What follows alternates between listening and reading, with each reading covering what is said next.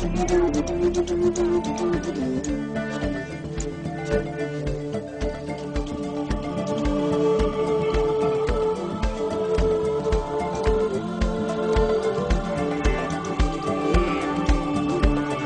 of us here are familiar with, at least not in our normal daily lives.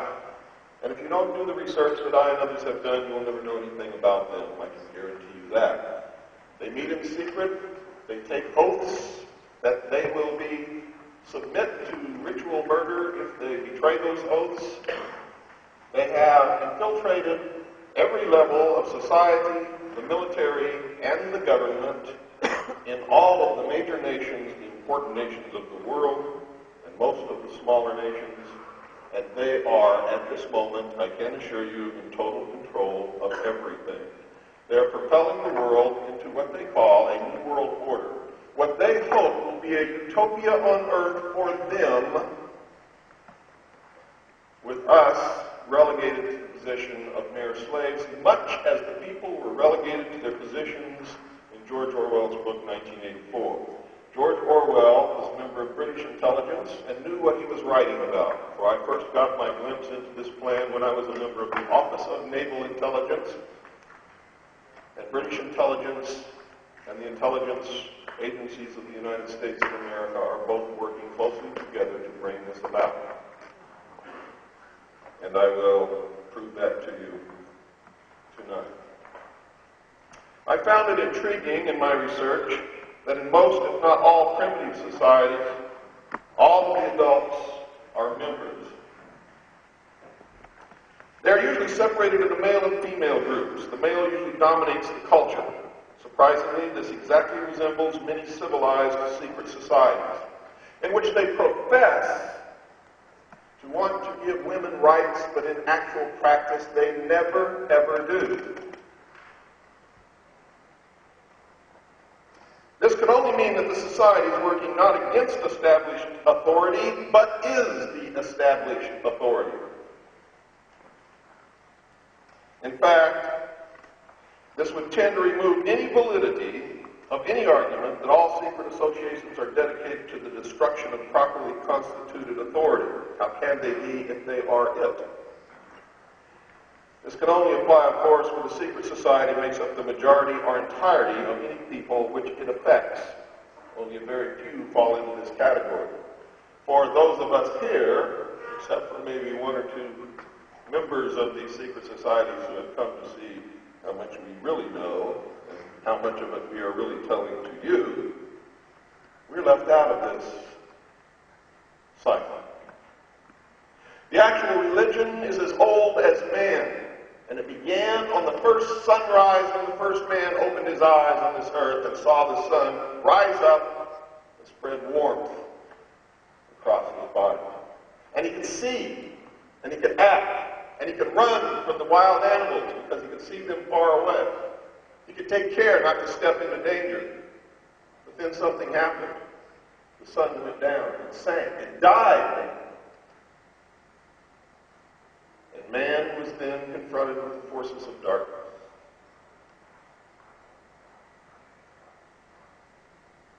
And man learned that the forces of darkness are not secure, that the beast can sneak up on him in the dark and eat him, that there is no warmth, that he must seek cover or shelter in order to survive. The next morning, however, man was surprised to see the sun was resurrected. It arose from the dead and again traveled across the heavens. It passed over and then died again. And this became the first religion, the worship of the sun. It was the first king who died to be resurrected to save his people. Now, to the priests of this religion, came later, this was all symbolism for the power of the God of the universe. The sun was the symbol of the God, and the God was called Baal or Baal, spelled B-A-A-L.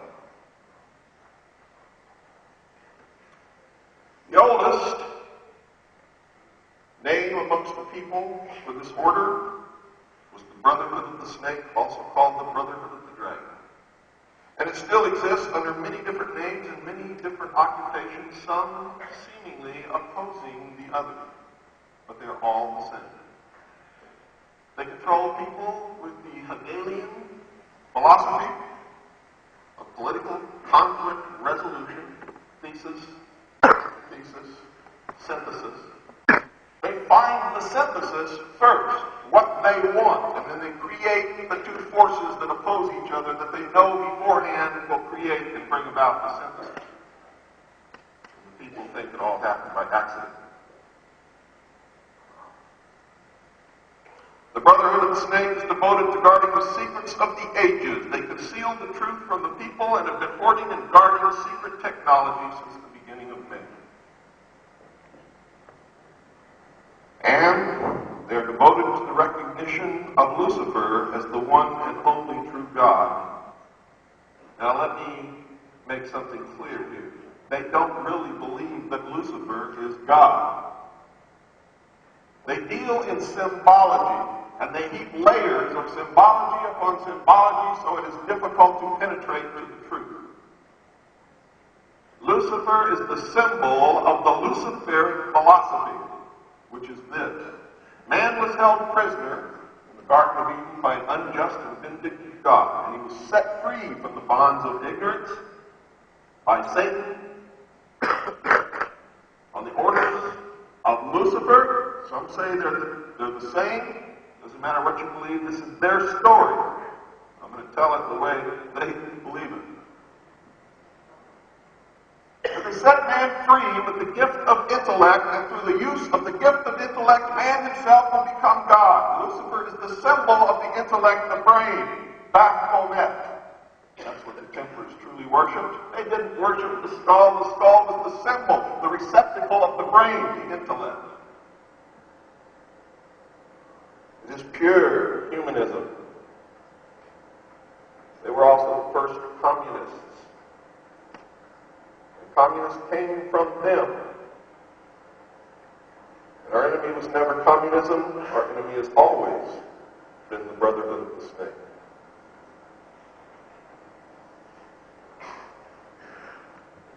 It is clear, ladies and gentlemen, that religion has always played a significant role in the course of these organizations and in human events throughout history. Whether or not you personally are religious makes no difference whatsoever. What religion you believe in also makes no difference whatsoever. If they have the power and they believe this story or this philosophy, it will affect you no matter what you believe, no matter who you are, no matter where you live. That is the reality of the world. The quicker we understand that, the better off we will be. Communication with a higher source, often divine, is a familiar claim in all but a few of these organizations. The secrets of these groups are thought to be so profound that only a chosen, well-educated few are able to understand and use them. These men use their special knowledge for the benefit of all mankind, and that's their rationalization for the terrible things that they perform in order to reach the end. They believe that the end always justifies the means. How are we to know what their end is? Well, throughout history, it's been kept secret, but they are so confident in attaining their goal now that anyone can find out. They're not even hiding it anymore. Indeed, it cannot even be said to be a conspiracy, for the definition of a conspiracy is two or more people who meet in secret to plan or do something which they know is illegal. They don't hide it any longer.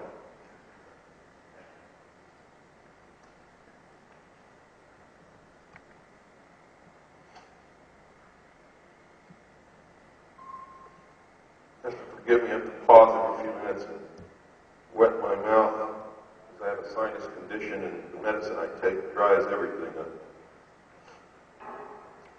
Secret societies, folks, mirror events in everyday life. There's always an exclusivity of membership, And this is one of their holding forces that get you to want to join, get you to want to stay and preserve the secret. With the resultant importance attached to being or becoming a member. And this is found in all human endeavors, even those which are not secret, such as football teams or country clubs or your little clique on your block or your pub or whatever it is that you belong to. It's a human failing that we want to belong sometimes so much, we want to be loved so much that we give up what we should do in order to attain it.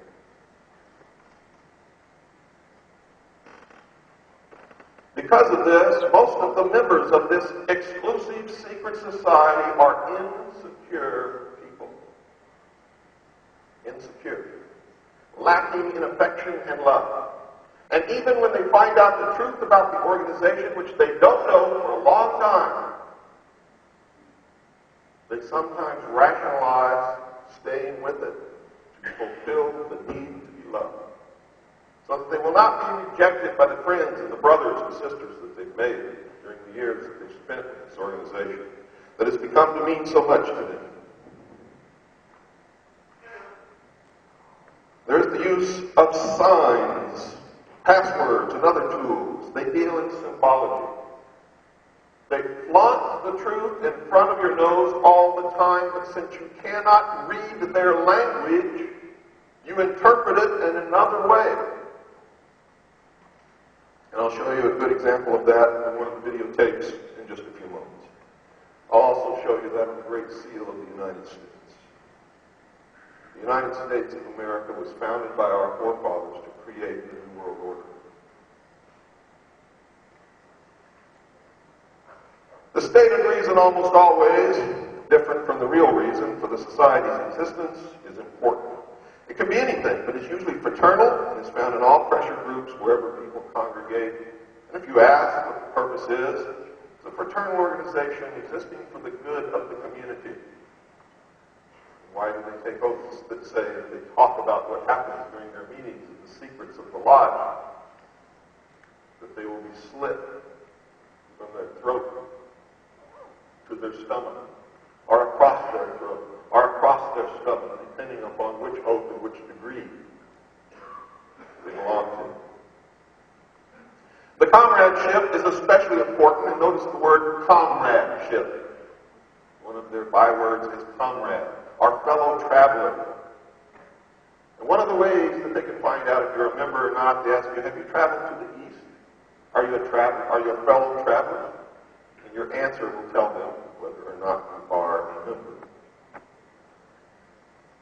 Now, you have to understand that not only were those the passwords and bywords and secret codes of this secret organization, but they were also used by the Communist Party, which is just another branch of the same organization,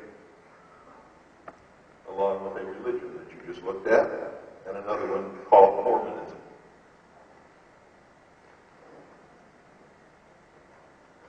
Sharing hardships or secrets has always been a special thrill to man. No one who has ever undergone the rigors of boot camp and the military service is ever likely to forget the special feeling of belonging and comradeship that was shared between the victims of the drill sergeant or company commander. Is that correct?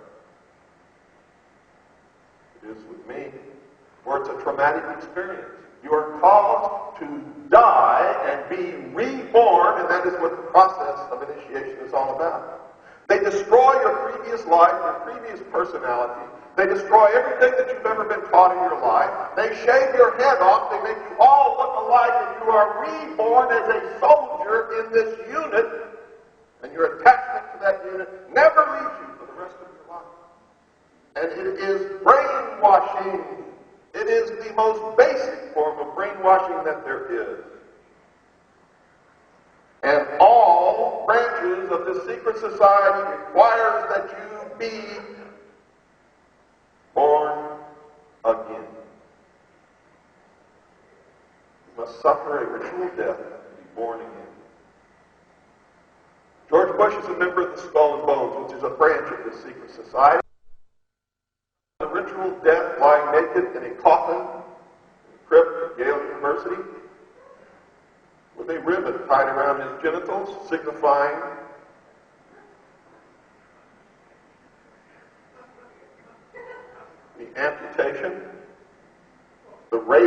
raising of man above the animal to the state of pure intellect.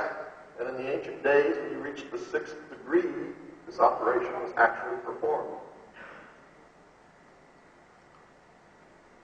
That's why you read in these books, Arthurian legends, and in the legends of the ancient Egyptians, there's always this account of a procession of women holding a shallow dish. One of them is carrying a spear dripping blood, and there's a reed. The reed was placed in the urethra, so that when the member was amputated, urination could still be performed until the wound healed, and the urethra would not be sealed in the healing.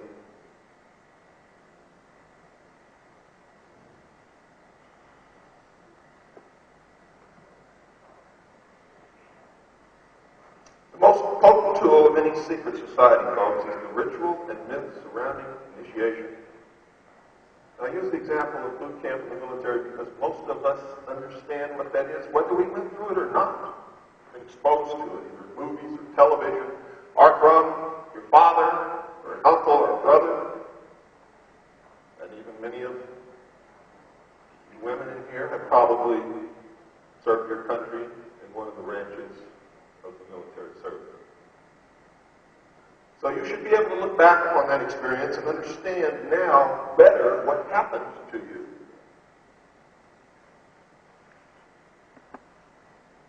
These special binding ceremonies have very deep meaning for all participants. Initiation performs several functions which make up the heart and soul of any true secret society. Like boot camp, the initiation into the armed forces of important aspects of human thought that are universally compelling are merged to train and maintain the efforts of a group of people to operate in a certain direction. Initiation bonds the members together in mysticism, and that's how they corrupt the next generation into going along with the generation that preceded them. Or to open your mouth is to give up your standing in the community.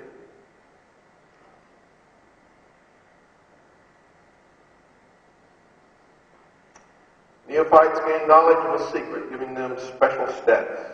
The ancient meaning of neophyte is planted anew or reborn. A higher initiation is in reality a promotion, inspiring loyalty and the desire to move up to the next rung and learn more. The goals of the society are reinforced, causing the initiated to act toward those goals in everyday life. That brings about a change in the political and social action of the member. And without even realizing the goal of the society, they are soon working to bring about the end, the completion of the ancient plan or the great work. The change is always in the best interest of the goals of the leaders of the secret society. The leaders are called adepts. This can best be illustrated by the soldier trained to follow orders without thinking. The result is often the wounding or death of the soldier for the realization of the commander's goal, which may or may not be good for the overall community. Initiation is a means of rewarding ambitious men who can be trusted. We'll notice that the higher the degree of initiation, the fewer the members who possess the degree.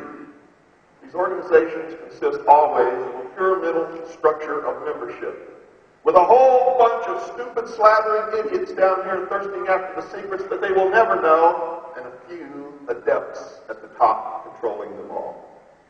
Why would anyone ever join a society that they know nothing about and are told from the beginning that they will never know anything about until they go through years of degrees of initiation? And we wonder how we can be manipulated so easily. Humanity, unfortunately, is flawed. We all battle daily within us to do the right thing and the wrong thing. Often the wrong wins out.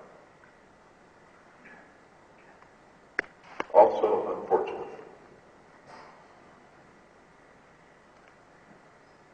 This is not because the other members are not ambitious, but because a process of very, very careful selection is being conducted. A point is reached where no effort is good enough without a pull-up by the higher members.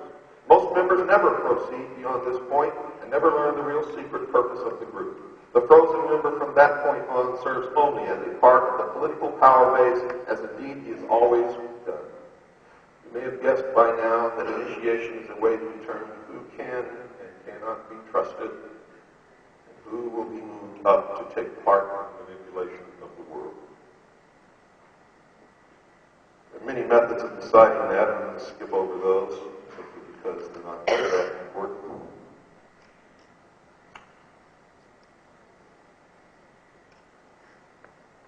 One of the mysteries is that religion, in most instances, but not all, is but a tool to control the masses. Knowledge or wisdom is their only God. Lucifer is the symbol of that God. The sun is also the symbol of God. So is Osiris, Ra, the light. And since some people say that Lucifer is also Satan, they may be satanic. However, I have not been able to prove or disprove that statement. So I will in the pyramid, and whenever you see that eye in the pyramid, you are looking at an organization that belongs to the secret group. Whether you call it Freemasonry or the Ancient Order of the Rose and Cross or the Knights Templar or the Sovereign Military Order of the Knights of Malta or the Knights of St. John of Jerusalem, it makes no difference. They are all the same. Another symbol is the beehive. Another symbol is the circle with the dot in the middle. There are many more. But the pyramid with the all-seeing eye is the most prevalent, the one that you will see probably most often.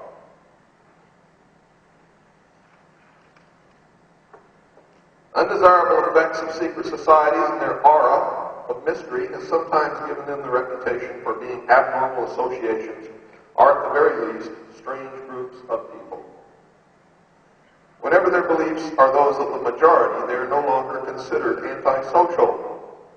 A good example is the Christian church, which at one time was a secret society under the Roman Empire. In fact, the, quote, open, friendly, secret society, unquote, which is now the Vatican, actually ruled most, if not all, of the world at one time.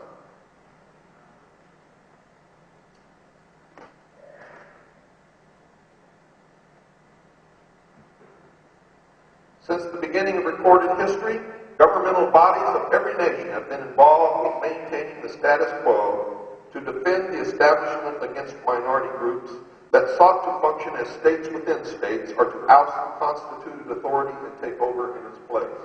In effect, they become governments within governments, veiled and hidden, but always the power behind the throne.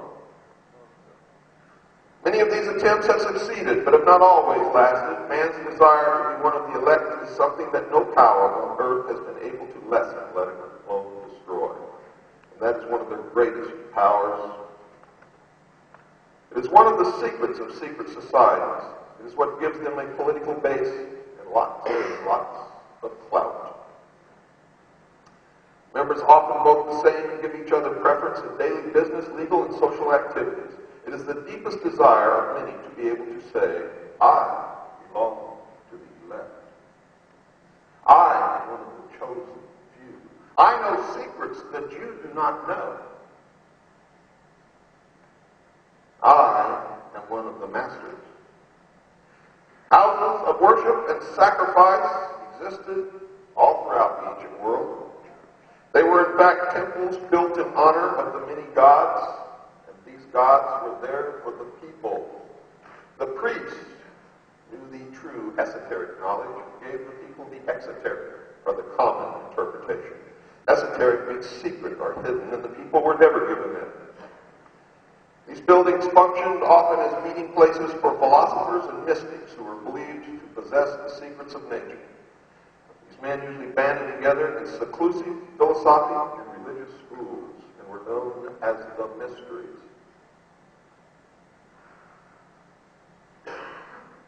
The most important of all these ancient groups is the Brotherhood of the Snake or Dragon, simply known collectively as the Mysteries. The snake and dragon are symbols that represent wisdom. The father of wisdom is Lucifer, also called the light bearer. And this is where the deception begins to come in, because Christ said that he was the light. That's why so many people get confused. I am of the light, therefore I cannot be wrong. Which light? Which light are you with? And who taught you about that light? And what does it mean? Because I can guarantee you, most of us only see the exoteric interpretation, not the real meaning. And many people are following the darkness, believing that they are with the light.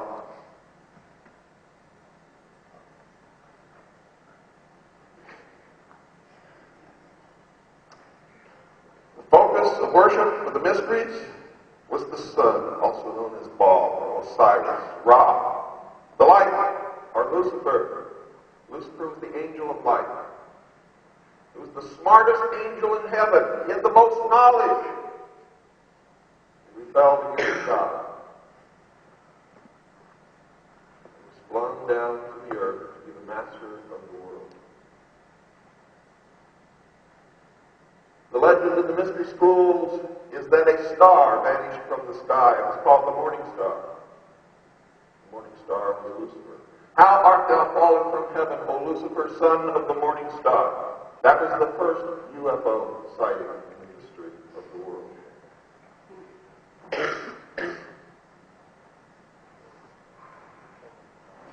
The sun is the representation of their God.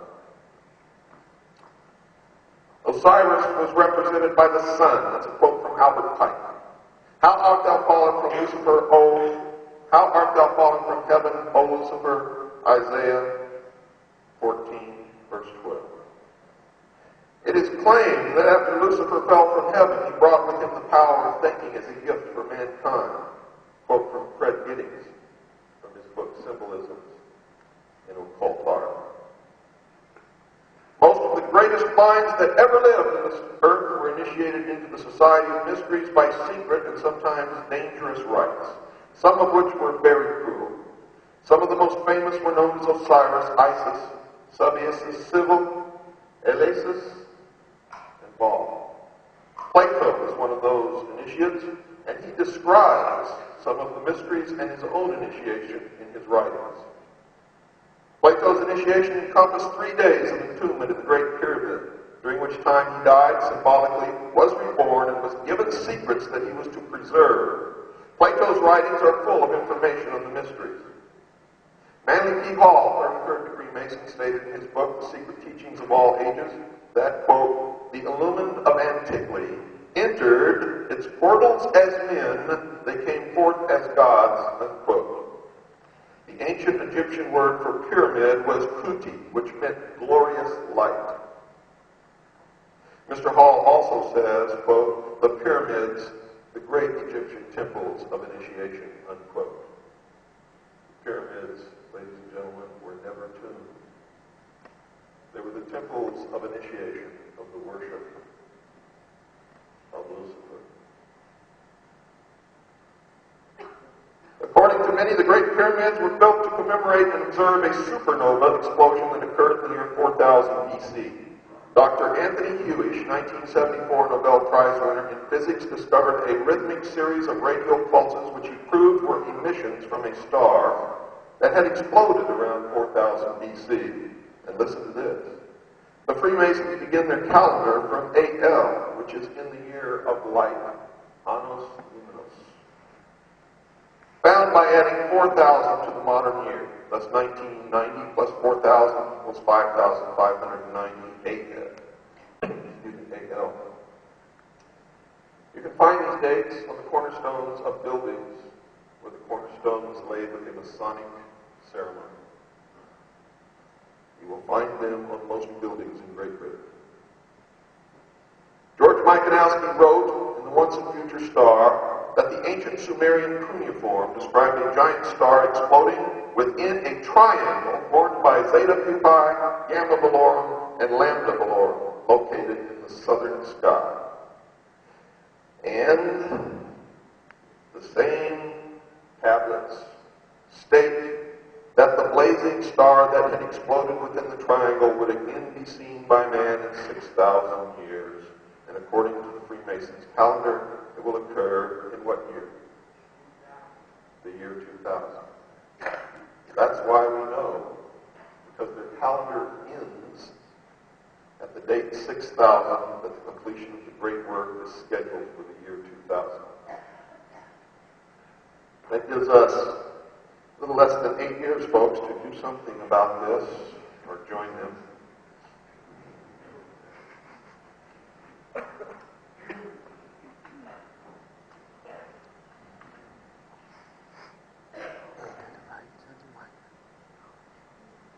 Now here's some more of their beliefs, and I'm quoting.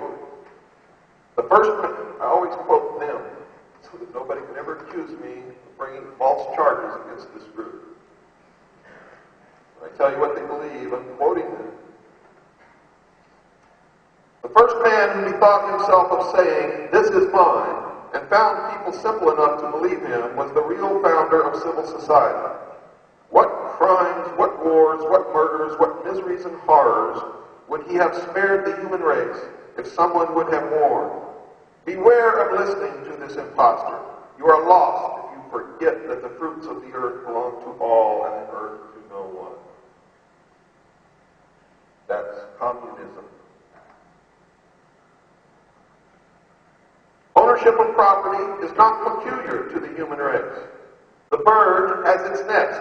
The dog has its bone that it will savagely defend. If everything were divided up today, all would be unequal again tomorrow. One man would fritter away his share. Another would double it by turning it to good account. The practical and energetic would soon be more prosperous than the idler or the wastrel. The parable of the 10 talents perfectly illustrates the difficult capacity of differing men to deal with money. And that is why we must rule with a benevolent despotism.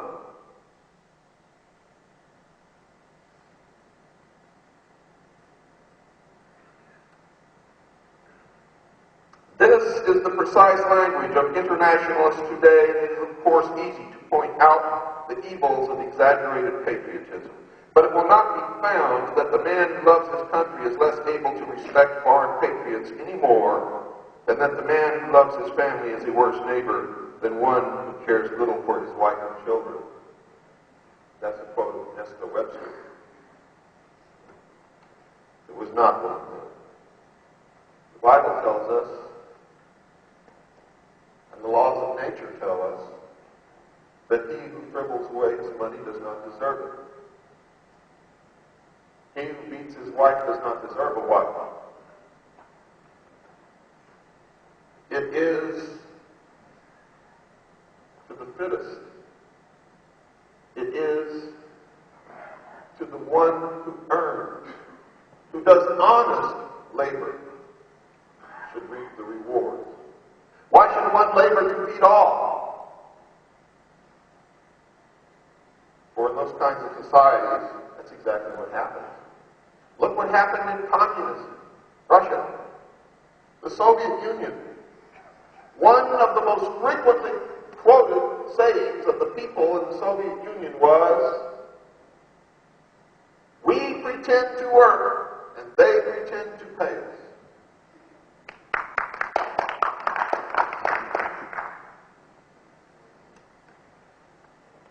So I can safely tell you, with no psychic powers whatsoever, that the New World Order will be totalitarian and socialist in nature. Here are their tenets. Abolition of monarchies and all ordered government, except for theirs. Abolition of all private property and inheritances. Abolition of patriotism and nationalism. Abolition of family life and the institution of marriage and the establishment of communal education of children. Abolition of all religion. And if you look around you in the world today, that is exactly what is taking place, folks. Exactly. They're building their world under our noses. And because they're generally right when they call us cattle who don't use their brains,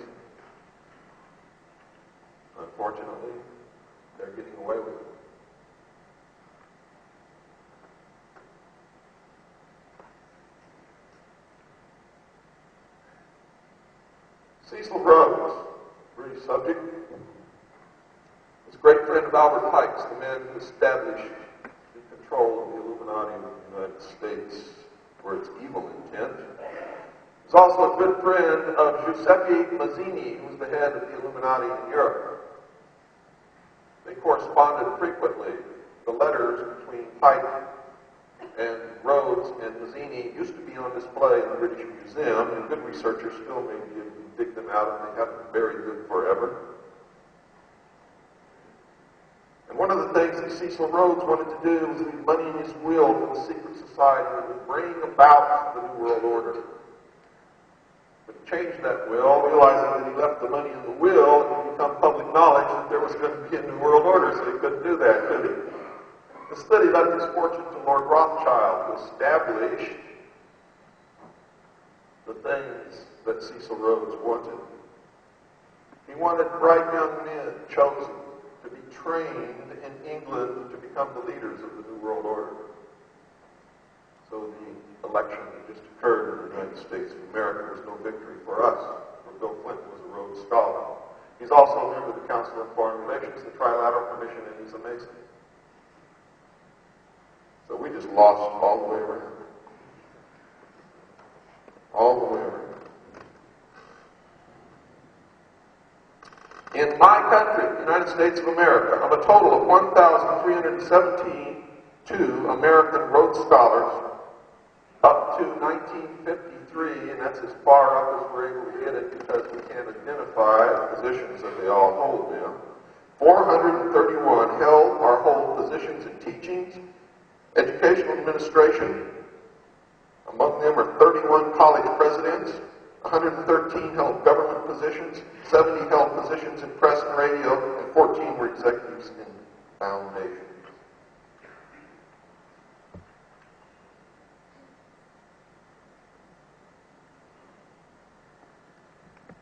Here's what Adam Weishaupt said.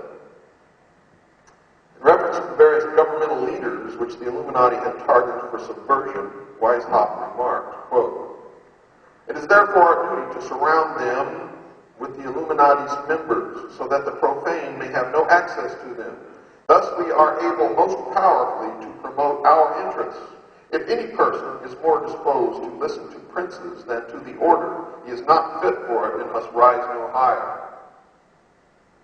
We must do our utmost to procure the advancement of Illuminati into all important civil offices. By this plan we shall direct all mankind. In this manner, by the simplest means, we shall set all in motion and in flames. The occupations must be so allotted and contrived that we may in secret influence all political transactions." That's why Franklin Delano Roosevelt said, "Nothing ever happens by accident. Everything is planned."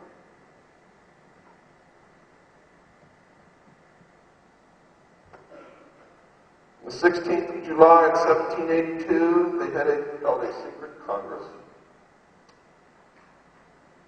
Nestor Webster observes, quote, "What passed at this terrible Congress will never be known to the outside world, for even those men who had been drawn unwittingly into the movement and now heard for the first time the real designs of the leaders were under oath to reveal nothing.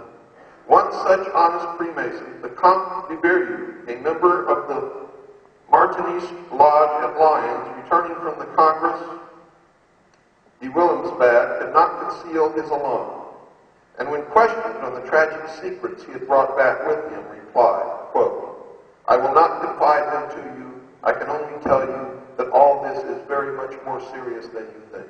The conspiracy which is being woven is so well thought out that it will be, so to speak, impossible for the monarchy and the church to escape from it.' From this time onwards, says his biographer, in Costa de Beauregard, the Comte de Berriew could only speak of Freemasonry with horror." Unquote. Shortly after that, a messenger writing from the Bavarian Lodge to another lodge in Germany was struck by lightning and was killed. Fell off of his horse. The people ran up and found him carrying a pouch with papers in it, which they gave to the Bavarian government. They were exact paragraphs out of what is now known as the Protocols of the Wise Men of Zion, which has been blamed upon the Jews, and the Jews did not write the point that I made very well in my book.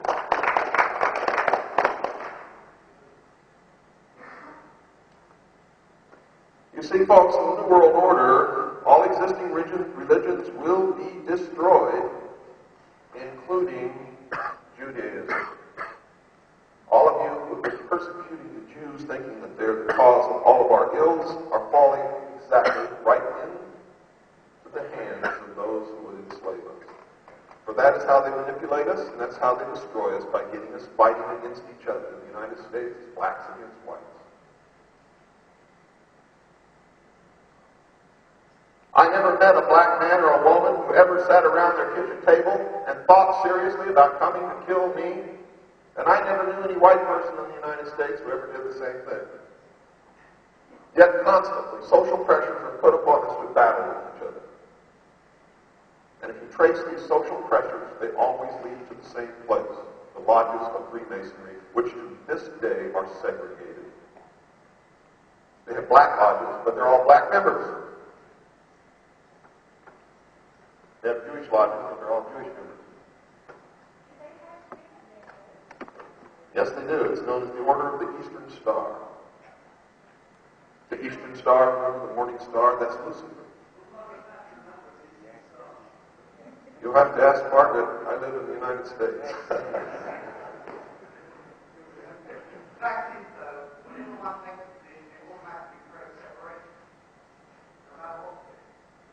Well, let's hold our questions till the end, folks. I've got a lot of ground to cover. I realize this is upsetting. I realize that some of you have family members who belong to this organization. I realize that some of you are hearing this for the first time and don't really understand what the hell it is you're hearing. But please be patient. The Council on Foreign Relations Handbook of 1936 provides the following details concerning the organization's establishment by Freemasons on May the 30th, 1919. Several leading members of the delegations to the Paris Peace Conference met at the Hotel Majestic, and that's where Operation Majestic 12 comes from, the deception that is trying to convince you that aliens are here, in Paris to discuss setting up an international group which would advise their respective governments on international affairs.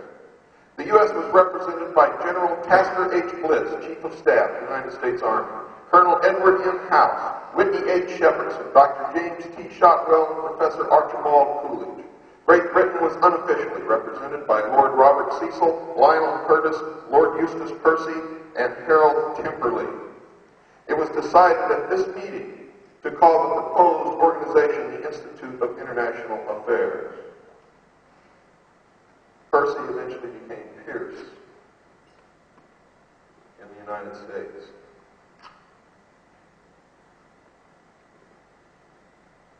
George Bush is a member of that family, as is his wife.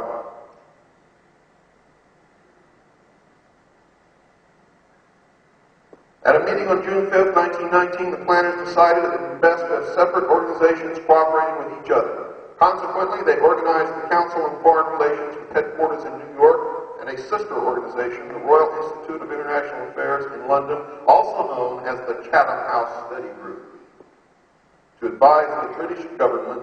A subsidiary organization, the Institute of Pacific Relations, was set up to deal exclusively with Far Eastern affairs. Other organizations were set up in Paris and Hamburg, the Hamburg branch being called the Institute for Auswärtige Politik, and the Paris branch being known as the Centre d'études de politique étrangère. I'm not good at French, so I hope you understand. Baron Edmond de Rothschild of France dominated the Paris Peace Conference, and each of the founders of the Royal Institute ended up being men who met Rothschild's approval. The same was true of the Council on Foreign Relations, which was not officially formed until 29 July 1921. Money came from J.P. Morgan, Bernard Baruch, Otto Kahn, Jacob Schiff, Paul Warburg, and John D. Rockefeller, amongst others. And this was the same crowd involved in the forming of the Federal Reserve, the council's original board of directors included Isaiah Bowman, Archibald Coolidge, John W. Davis, Norman H. Davis, Stephen Dugan, Otto Kahn, William Shepard, Whitney Shepherdston, and Paul Warburg. And the center of power was with the Knights of the Golden Circle in Cincinnati. I do most of my research, ladies and gentlemen, through genealogy, because I have found that they pass their membership in these organizations down from father to son, and they intermarry to keep the power within great families. This is called an oligarchy. Now, one of the great initiation rites in Freemasonry is the story of Hiram Abiff. And the story goes that the master mason in building the Temple of Solomon, which is all allegory, it doesn't mean anything about the real Temple of Solomon. They deal in symbols. The Temple of Solomon is the temple of the sun. The knights of the temple are the temple builders. The temple is the body of man, which they strive to make perfect. And when man has reached the perfect state, he will be known by the number 666. That's what all this New Age gobbledygook is all about. It took me years to discover this, and I thought I was never going to do it. And I finally did. It made me so happy.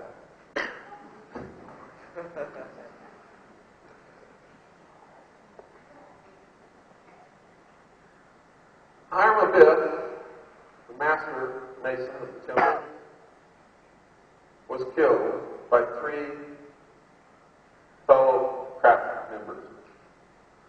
He was struck in the back, in the throat, and in the head. This symbolized, folks, not a real murder that actually took place in history. That's for you to think. It symbolizes the oppression of the order, the religion of Baal, by the state, by the church, and by the mob. And they are sworn to avenge the death of Hiram Abiff by destroying the state, the church, and shackle the mob. Who do you suppose the mob is? It's you and I. They want to enslave us forever. And if we're not very careful, they are going to do it.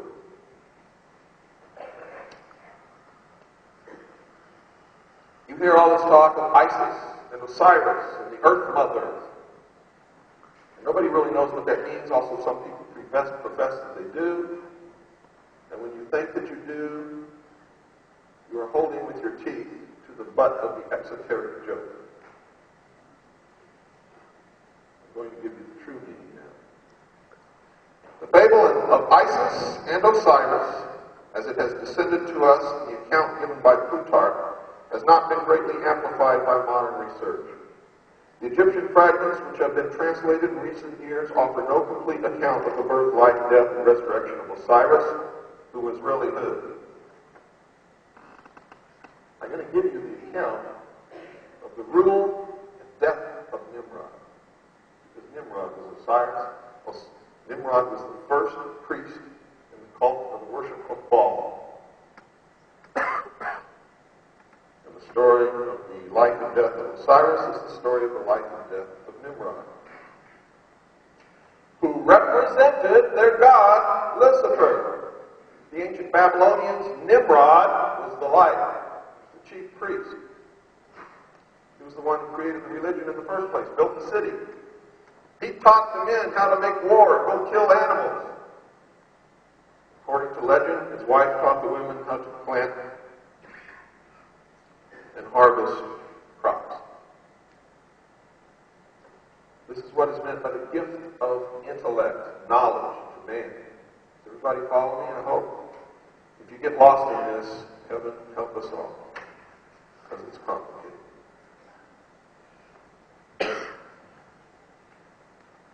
Anyway, I'm going to go over it quickly with you. Osiris was a great king in legend. Everybody thinks this is Egyptian, but it's Babylonian. He was a great king. He taught the men how to hunt, how to build walled cities to protect themselves from enemies and from wild beasts. His wife, Isis, in the old religion, was Astarte, taught the women how to sew and reap the harvest. The people loved Osiris, but he had a jealous brother, Typhon, also known as Set, who conspired to kill Osiris by building a coffin out of wood, and said that anyone, it was a beautiful box, actually, it wasn't a coffin, it was beautiful, according to the legend, it was the most beautiful box ever built. According to the legend, at one dinner and party one night, Typhon set this box in the middle of this road in the room and said, anyone who can lie perfectly, fit in this box perfectly, can have it. And everyone tried, but he had built it to the exact length or height of Osiris. Osiris laid the box and fit. Quickly, being his henchman, grabbed the top of the box, put it on, nailed it down, and poured molten lead around the seams. They then took it out and buried it under a tree. This morning, you heard about the forest when Eustace Mullins. It's the same story. That's why the tree, the forest, is so important to these people. Osiris, coming home, not finding her husband and brother, set out to find him. She found him, brought him back to the castle, and by magic was trying to bring him back to life. When Typhon found out that she found the coffin, they snatched the body, chopped it into 14 pieces, and scattered it over the land. Isis, in a fit of rage, flew out to find the pieces. She found all save one. She found all the pieces except for the penis of Osiris, which is also known as the lost word of Freemasonry, or the generative force, the G in the middle of the star, denoting generation. And so, she made a substitute. Some stories say out of wood, some say out of gold. But the religion in their altars always had a gold penis, which in later years became an obelisk. The obelisk is the penis of Osiris. It's the symbol of the presence of Lucifer.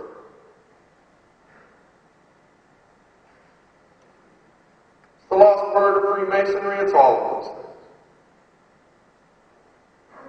Isis, in her sorrow, changed into a hawk and hovered above the body in a magical ceremony and became pregnant with a child, Horus. Now I'll interpret all of this for you, folks.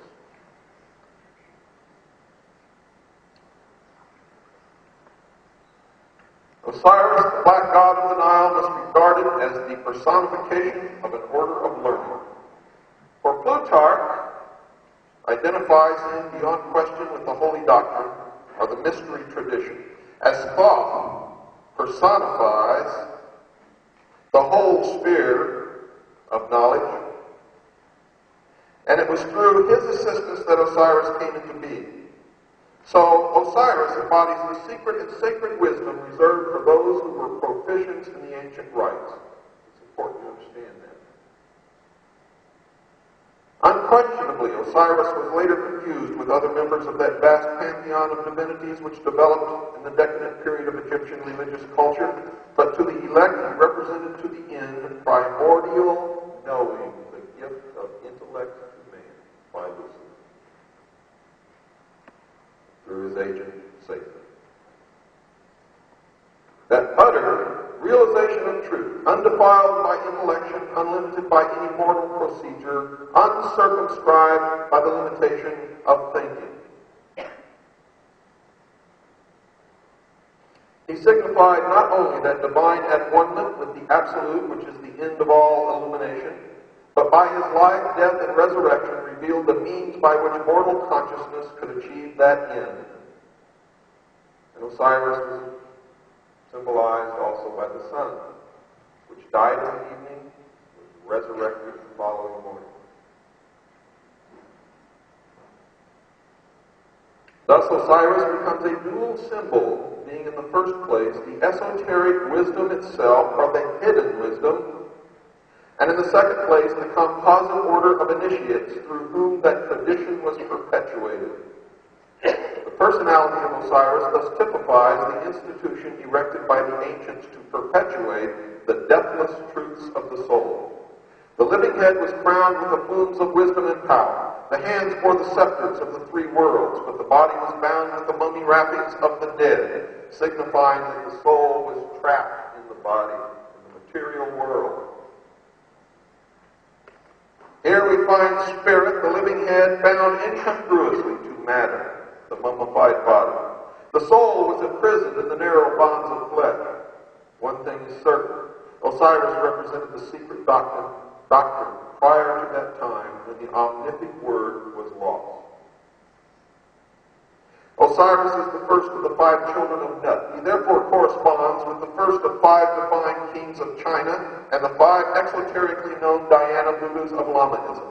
The 5 children of Nut are the 5 continents which have appeared upon the earth and the 5 races which have populated these continents. Osiris is the primitive revelation of the first race. But as Isis was born upon the 4th day, we find this tradition coming into Egypt through the Atlantean mystery school of which Isis is the symbol. And remember, Hitler and his generals believed in Atlantis also. They all belong to the same club, folks. And at the highest level of every country, they all belong to the same club, except your ruling family here, which because of the Queen Mother has refused to join. Because of that, we're going to see the monarch fall. And that is what is happening now. From the reign of Osiris, we glean the following philosophical history. There was a time, the Golden Age, when truth and wisdom ruled the earth. And this aristocracy of wisdom was a benevolent despotism, or dictatorship, folks. They try to make it sound good, but a dictator's a dictator. I don't care what you put in front of his name. In which men were led to a nobler state of being by the firm, kindly hand of the enlightened sage. Well, go back and read about ancient Babylon, and you'll find that the king did not have any kind of a kindly hand, but firm it was, often firmly enclosing the handle of the sword, through the use of which heads rolled. This was the divine dynasty of the mythological priest kings who were qualified to govern humanity by virtue not only temporal, but by divine attributes. And there is a bloodline that has been guarded jealously by these people for centuries. It is the line of those who throughout history have claimed and have been given the divine right to rule. The symbol of this bloodline is called Jacob's Pillar, which is the stone under the coronation throne of England.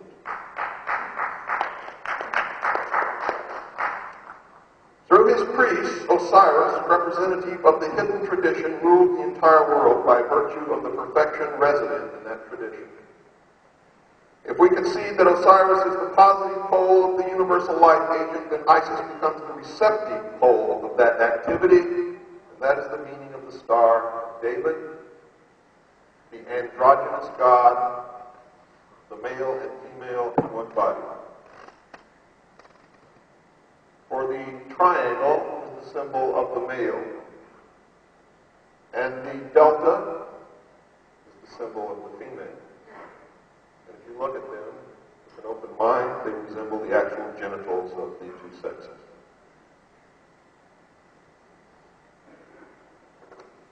In other words, folks, Osiris is the doctrine, Isis is the church. You can forget all this earth mother bullshit.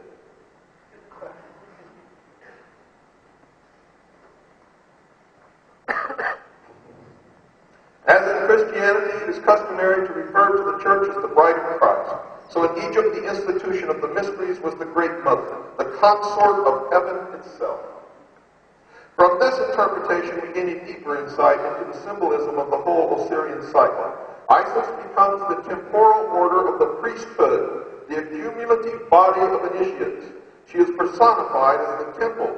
She is the mother of all good, the protectress of all right, and the patron of all improvement. She ensures nobility, inspires virtue, and awakens the nobler passions of the soul. As Diana of Ephesus, she is the multimamia who feeds all creatures from herself, and that is the true meaning of the statue with about 13 breasts. It's not lewd.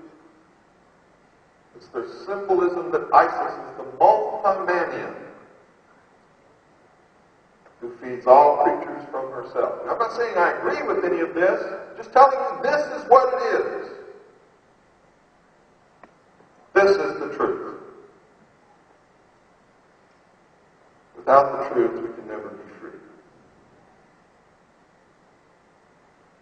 Like the moon, she shines only with the light of her sovereign sun, and that is the meaning of the sun and the moon in so many pictures and paintings that you see. It is the meaning of the crescent moon and the star. It is the meaning on the altar of Catholic churches of the both of Isis and the disk of Osiris. And you can see this everywhere. The sun and the moon are the symbols of Isis and Osiris, the mysteries.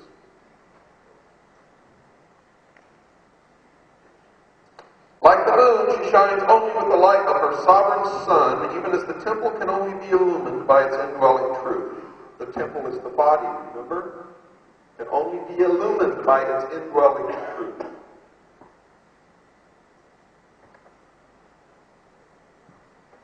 Typhon is the embodiment of every perversity. This is their belief.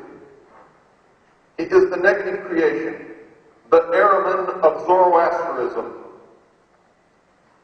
He is black magic and sorcery, the Black Brotherhood, also called the Jesuits. Nephthys, his wife, is the institution through which he manifests. He is neither a single evil nor even a sequence of ills, but an infinite diversity of them, indescribably insidious, empowered to infect the fabric of church and state. Typhon lured Osiris into the ark of destruction at the time when the sun enters the house of the scorpion. Hence we know him to be the eternal betrayer, that ageless Judas, who undoes all good things and inevitably presages ruin. And according to the mysteries, Christ represents Osiris and Judas is Typhon in the mystery of the Christian religion. And once again, I'm not saying I believe this, just telling you this is what they believe. And if they hold the power, it will affect us no matter what we believe. Please understand that. He is the power of the physical universe which is constantly seeking to destroy the spiritual values locked within its substances. He strikes in the 8th month. Suppose that a child delivered in the 8th month of the prenatal epoch cannot live because of the curse of Typhon. Osiris was born in the 7th month, and that's why the United States Declaration of Independence was signed in July. I'll show you that later. All of our forefathers in the United States were Freemasons. Every member of the party who formed the Boston Tea Party through the tea in the Boston Harbor were Freemasons. Paul Revere was a Freemason. George Washington was a Freemason. Benjamin Franklin was a Freemason. Thomas Jefferson was a Freemason. Learned Jesuit father sees in Typhon Cain and his brother Osiris Abel. See how they turned it around? Truth is, nobody knows who anybody is. They don't know either. You know how they can tell who is one of them? If you consent to be one of them and keep the secret, you are one of them. It doesn't matter if you are Jew, if you are black, if you are white, or what religion you belonged to before you joined. George Bush is a member.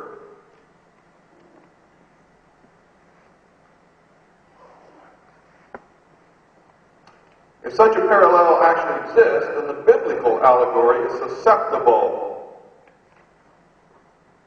Now, so you don't start getting antsy. This was written by a 33rd degree Freemason. Remember, I only use their words when I tell you what they read. Typhon is the desire of the few pitted against the good of the many. Again, communism. He is the spirit of dissension and discord that breaks up unity of purpose by setting factions against each other so that great issues lose the name of action. And these are the people who really do that. The desire for riches, power, and sovereignty, which is what all American citizens possess, sovereignty, by which this evil genius was obsessed, reveals the temptation by which humanity is deflected from its ultimate goal and led into the byways of sorrow and despair. Typhon, the queen of Ethiopia, and the 72 conspirators represent the three destructive powers, reserved to modern Freemasonry as the murderers of the master builder Hiram Abiff, the church, the state, and the mob. Representing ignorance, superstition, and fear, the destroyers of all good things. The advent of greed and perversion marked the end of the golden age of the Osirian age. And when the good prince Osiris, the deeper truth, returned to his own land, he became the victim of a hideous plot.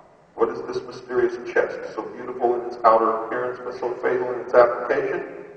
Plato, who was wise in the wisdom of the Egyptians, would have answered that it was the body that lures the soul into the sorrows of generation. If this interpretation be projected into the social sphere, the chest becomes symbolic of material organization. Witness the application of this thought to Christianity, where the pomp and glory of the outer show a vast ecclesiastical decaying mechanism that has all but destroyed the simplicity and dignity of the primitive revelation of the mysteries.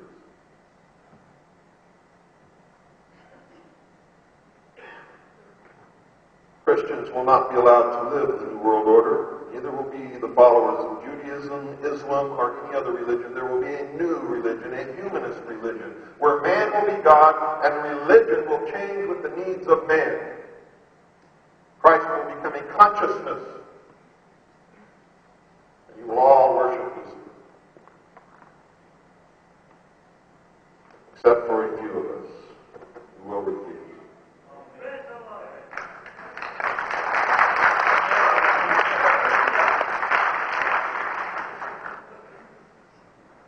With truth dead, or at least exiled from the invisible world, material facts were superseded by opinions. Opinions bred hatreds, and men finally fought and died over notions both senseless and soulless.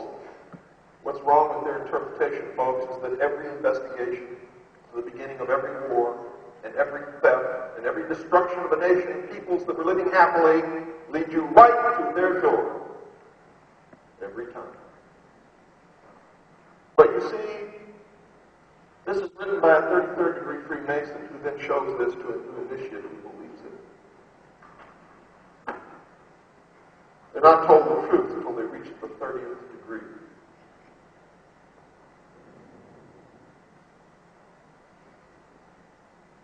In the dark ages of uncertainty, when reality hid its face and no man dared to know, the leering Typhon ruled his ill-gotten world, binding men to himself by breeding 1,000 uncertainties to sap courage and weaken conviction. And in that, they're absolutely right. During the dark ages, the oppression of the Catholic Church was horrible. And anyone who whispered anything that disagreed with the utterances of the Pope were burned at the stake. Men ask, why seek to know? Knowledge does not exist. Life is a cruel jest, purposeless, and of short duration. Because the human mind demanded intellectual expression, Typhon sowed the seeds of intellectual confusion, so that numerous orders of learning appeared which were convincingly plausible but untrue. These various orders of thought survived by catering to the weaknesses and limitations of the flesh. Today our great industrial civilization is feeling the heavy hand of an outraged destiny. The evil genius of our ambitions has again undone us, and our follies crumble about us. Typhon rules the world. The earth today is the arena of the ambition, which is another lie. You see, because when you investigate who really rules the world, these men occupy the top positions in every country of the world. Remember, Satan is the great deceiver.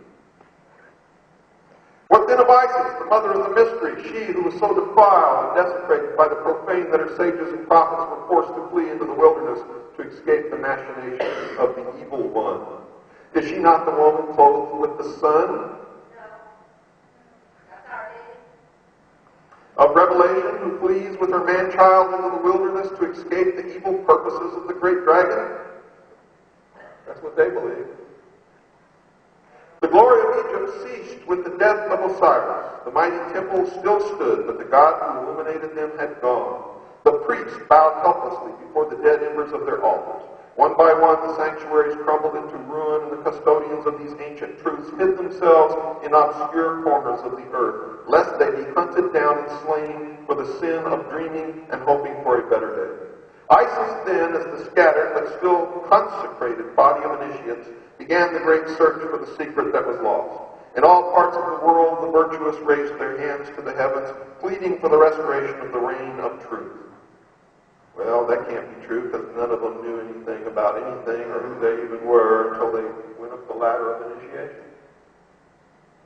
This congregation of those who prayed and labored and who waited, the great congregation of a world in anguish, this is Isis in sackcloth and ashes searching for the body of her Lord. Now, I can go on, but I think I'm going to stop right there because I've got a lot of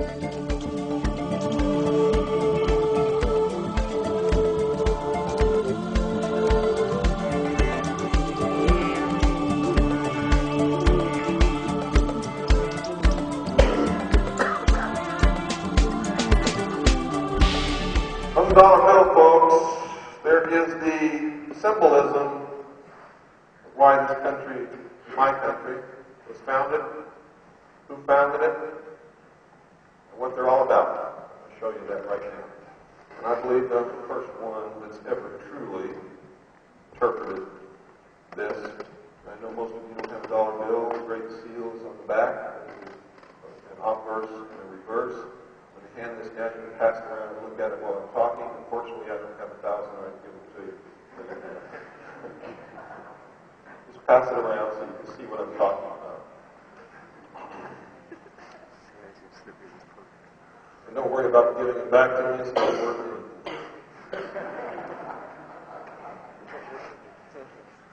It says it's a note. If you try to redeem it, they'll laugh at it. For those of you who really know what a note is. On the obverse of the front of the Great Seal of the United States, you'll see an eagle. In the beginning, it was a phoenix bird. The phoenix is the symbol of the sun. It's also the symbol of death and resurrection. The phoenix is also the symbol of the New World Order rising from the ashes of the old, as in the Phoenix Journals. You'll see that this eagle has a crest upon its chest with 13 bars and 13 stripes. That is the symbol that the vital organs, the secrets, are protected. 13 is the number also of the phoenix. It is the number of death and resurrection. It is the number of Christ, of Osiris, of Nimrod. And if it's an unlucky number, then the United States of America is the only most unlucky country that's ever been born upon this earth, because everything here is 13. In its beak, you'll see a ribbon that says E pluribus unum. Out of many, one, and they don't mean states. You'll count in the left wing 32 feathers, the highest degree in the Scottish Rite of Freemasonry. In the right wing, you'll count 33, the meritorious degree granted only to those who help the furtherance of the plan, the completion of the great work. It's an honorary, meritorious degree. You'll see 9 tail feathers representing the 9 hidden supervisors. You see that also in the ancient Order of the Rose and Cross, 9 founding members. The Ascended Master. Remember, they always claim communication with a higher order. In the left talon, you will see 13 arrows, which denote aim, purpose, and, if necessary, death to those who oppose. In the right, an olive branch with 13 leaves and 13 olives, symbolizing that they are bearing fruit finally. And that they would rather do it peacefully by deception. For have you ever eaten the fruit of the olive tree? It doesn't taste good, folks, unless it goes through a long treatment. Above the head of the eagle, you will see a glory, in which is the symbol of the androgynous god of the mystery schools, Lucifer. Now, this is not the symbol of the Jews. This is an ancient symbol. The Jews did not even adopt this symbol until the 17th century. It was not the seal of Solomon ever. Ever. You will see 13 stars, 5-pointed representing the feminine, which make up a 6-pointed star representing the masculine. And they are together. You can also draw the male and the female parts, symbolizing positive, negative, good and evil, male and female. And around the outside, you can count 14 little puffs of clouds representing the 14 parts of Osiris that were chopped up and scattered over the land. On the reverse of the Great Seal, the first thing you'll notice at the top is Annuit Septus. According to the Freemasons and the dictionary and all of that stuff, Annuit Septus means he approves of our work. He who? Well, to them it's Lucifer. Everybody else has always thought it was God. But a more literal translation of this Latin, Annuit Septus, means announcing the birth of. And underneath it says, Novus Ordo Seclorum, which means literally translated, New Order of the Ages or New World Order. Secular is also used to mean worldly. Seclorum is intentionally spelled wrong so that exactly 39 letters come out, adding the letters in the bottom course of the pyramid, which make up the Roman numerals denoting 1776. Also the year the Illuminati was founded in Bavaria by Adam Weishaupt, who was a Jesuit.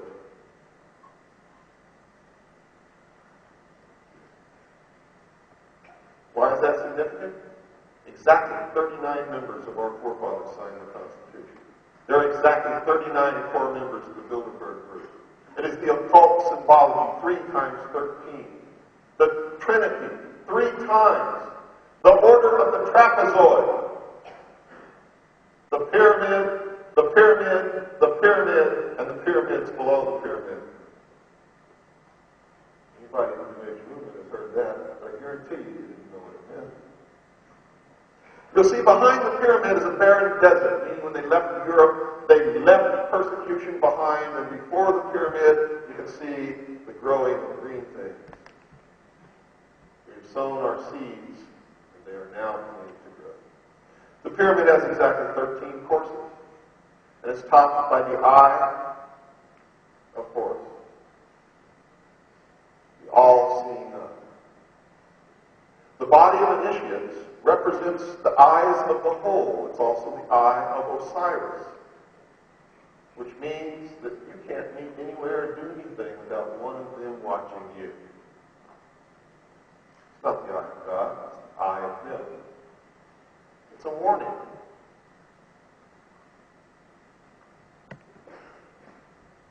Now, the order of the trapezoid It's those who believe, I'll put it the very easiest way that you will all understand it. For every action, there's an equal but opposite reaction. It's the law of the universe. It's one of the first laws of physics. Right? Everybody understand how that works? They believe that creation begins with a thought and can become real, material, really here, in action, thought, desire, action. The three legs of the pyramid. That's why the triangle is so important to the mystery. Thought, desire, action. The Trinity. Astartes, Nimrod. The priesthood were the children. Osiris, Isis, Horus, the child. The body of initiates. Father, Son, Holy Ghost. Throughout history, every religion has had a Trinity at the top. Thought, desire, action is creation. This is what they believe.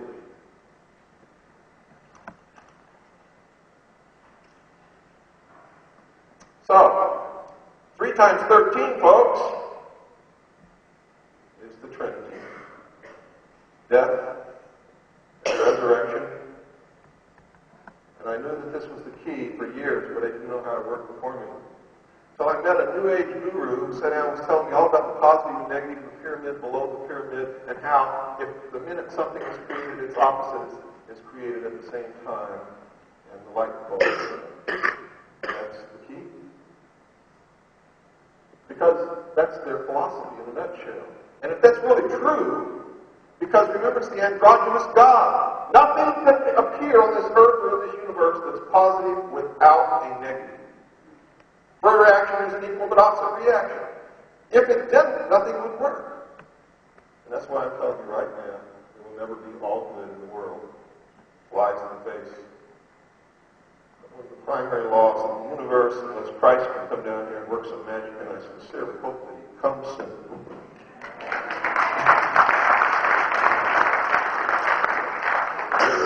So, I knew that now my Trinity here had to have a pyramid below the pyramid, so I did it.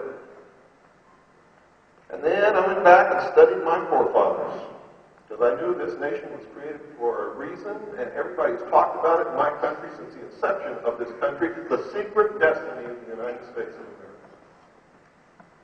Everybody talks about it. Nobody knows what it is. So I knew also that if all this other stuff was on the Great Seal, then the identity of our forefathers and what they were up to would also be on this Great Seal, and it is. On the bottom course of the pyramid are the Roman numerals 1776. I also discovered that Benjamin Franklin and Thomas Jefferson both were probably the 2 best astrologers that ever lived in their day. And it was them who calculated the exact date and time that the United States would be born by the signing of the Declaration of Independence. So I just merely took this and plugged it into the formula. The generative force is the male part, the penis of Osiris, the lost word of Freemasonry. So I have to do it with the top pyramid, the penis, the generative part. So all I did was plug this in. I didn't even change the order of the numerals at all. M, D, C, C, L, X, X, V, I.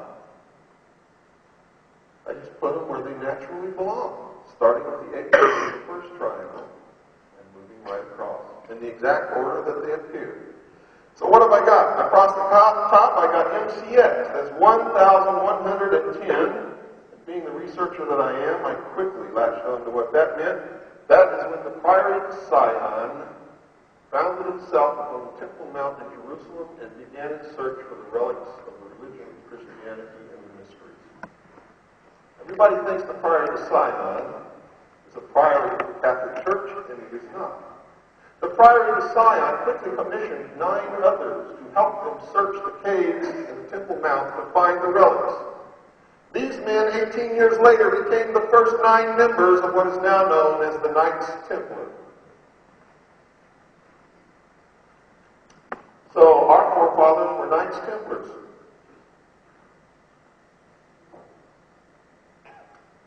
And they founded this country for this reason, folks. We'll do the bottom now. DC is 600. LX is 60. BI is 6. The United States of America was founded to bring the Antichrist into the world.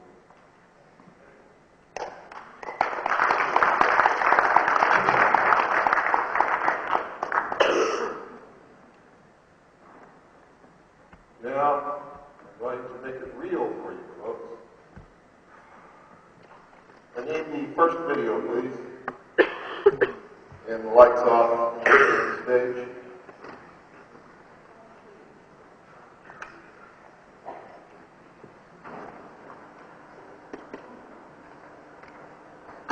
Believe me, I'm not pleased by any of this. This happens to be true.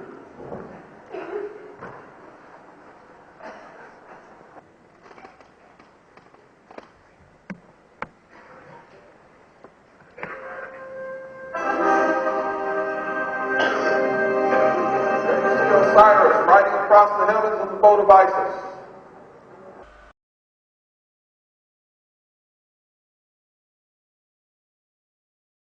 And let's have the next one. Oh, wait, hold up on the next one for just a moment. Folks, what I'm going to show you now is startling. It's the first time anybody in the world has ever seen it. Anybody.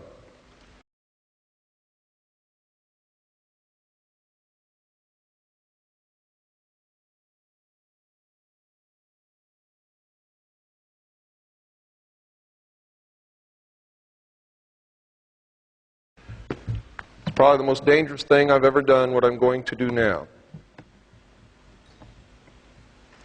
Dealey Plaza in Dallas, Texas is on the 33rd parallel. It is in the shape of a pyramid, the eye being the underpass going under the railroad bridge. In Dealey Plaza are the four quarters of a Celtic temple and an obelisk dedicated to the location of the first Masonic Lodge in Texas. It is an outdoor pagan Masonic temple of the Scottish Rite. The first and only Catholic president in a Freemason founded and controlled country. He was shot in the back, in the throat, and in the head, the exact same wounds suffered by Hiram Abiff in the Masonic initiation. With one blow, the Scottish Rite of Freemasonry destroyed the political will of the American people, struck a serious blow to the Catholic Church, and crippled our country.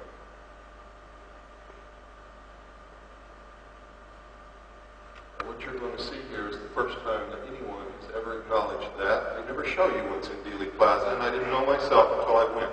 And after all my research, I went to Dealey Plaza, and I was standing in the middle of a pagan temple, the Scottish Rite of Freemasonry, and tears came in my eyes.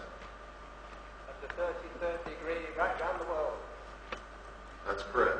If you look into history, you'll find that many, many famous assassinations have occurred on the 33rd degree. The 33rd parallel is a symbolic number of Freemasonry. It means the completion of the great work. Some more step toward the completion of the great work. Okay, will you roll the tape, please?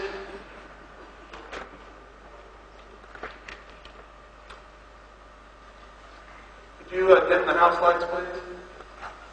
Thank you. You can see Dealey Plaza, the obelisk where Kennedy was shot, the sixth floor window is a perfect triangle. Also, where Oswald was shot is another triangle. You can see the four quarters of the Celtic temple, which indicates the Scottish Rite. That's the grassy knoll. We rented a helicopter and did a flyover. That's the grassy knoll there. That's the railroad yard behind.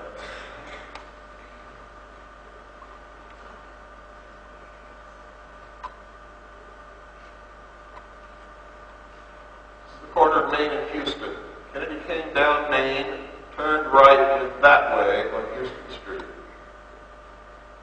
They were supposed to go directly down Main Street through the center of the triangle, but the 33rd parallel is up on the hill. 33rd, read 3 to 6. Sixth floor window. And there's another combination of 2 3s which makes the third 6. There's the obelisk, the penis of Osiris, crowned with a flame representing the light or Lucifer. It also represents knowledge, the intellect, primordial knowing.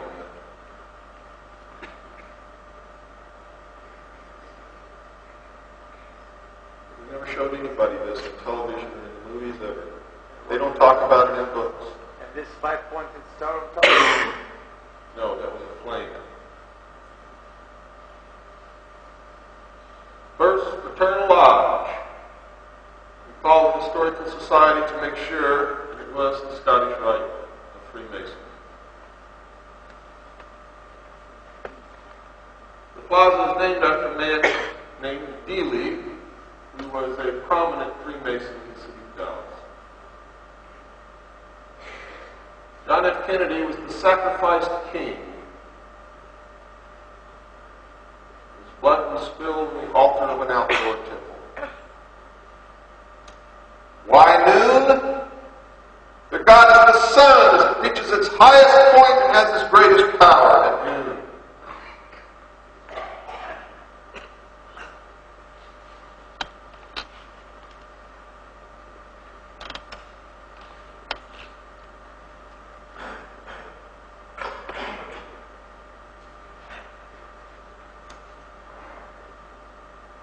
It's ironic that the symbol of Lucifer, the eternal light, has been placed upon the dead king's grave.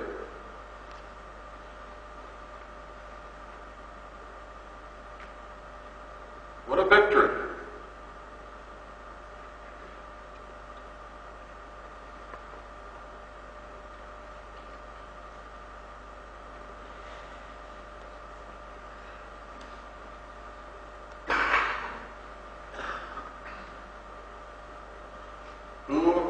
Are the Scottish Rite of Freemasonry?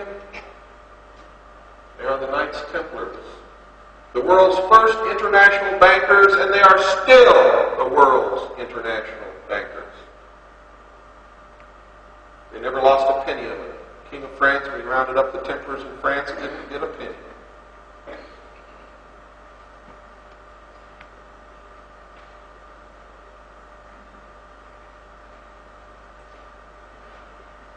And that, folks, is where Lee Harvey Oswald was shot. They never told us that that was in Dealey Plaza either.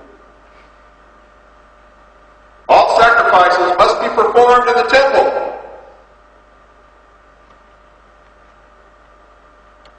That's the old Dallas courthouse. And on the roof you will see the symbol of the Brotherhood of the Dragon.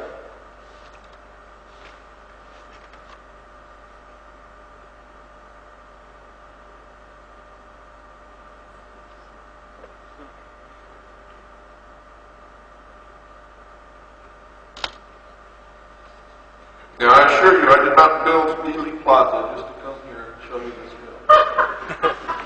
But someone will accuse me of that. Right, Eustace? This is the reflecting pool. And you see the pyramid beneath the pyramid, the positive and the negative. And at that time of day, I was standing in direct line with the obelisk and the 6th floor window, and the reflection points directly to the 6th floor window. It was amazing to watch all these people walking around there not understanding what it was that they were staring at. You see how arrogant these people are? Their arrogance is overwhelming. They have no fear of us.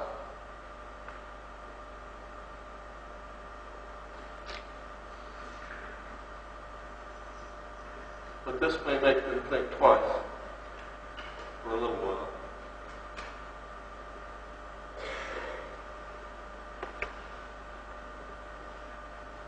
This is behind the grassy knoll. I can guarantee you Kennedy was not shot from behind the grassy knoll. I've stood at that fence and watched the cars go by. It is the worst place an assassin could ever choose. Especially as they all describe the man back there having a scope on his rifle. Now, if you're a marksman and you realize how close that road is to the fence, and you try to shoot somebody coming from left to right, directly across in front of you, that close, using a scope, and you tell me that you're a good assassin or a marksman, and I'll tell you you're out of your mind. But somebody was back there making noise like a gun. I don't know if it's firecrackers, or bullets, or blanks, or what. But whoever was behind that knoll making the noise was not the person who was to kill Kennedy, or that killed him, as you will see. This is from the corner. All kinds of things. You know, they all show us the grassy knoll and tell us there was a gunman up there, but they never take you behind the grassy knoll with a camera to show you how impossible it is to kill a president from that position. But that's what they want us to believe, because we'll never get at the real answer if we don't, or if we do. And remember, on the day Kennedy was shot, there was people all over there. All over there, just like now. Probably more people.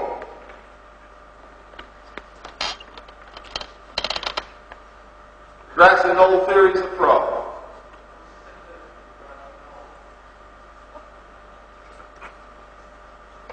We found these two storm drains. And the one on the right, there was no hole to look out of, so we looked out the one on the left. It's certainly a better position than the grassy knoll. The one on the right would have been much better. And down below on the one on the right, both connected by a big culvert between the two, is a manhole cover that disappears into the sewage system of the city. We know that some shots came from the front, but we don't have any. And we don't even know if that's the place. We just know that the grassy knoll is an insane place where an assassin can attempt to shoot someone if he wants to be successful.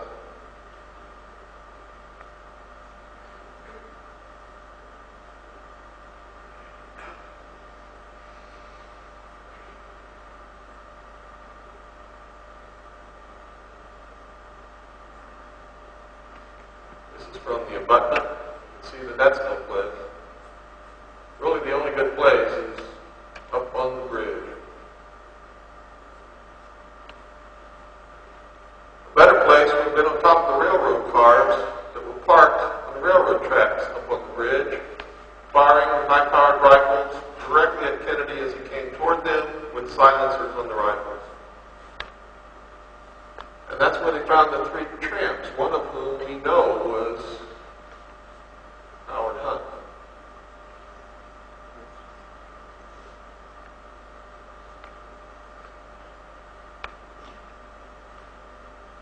We found those three tramps in the railroad cars.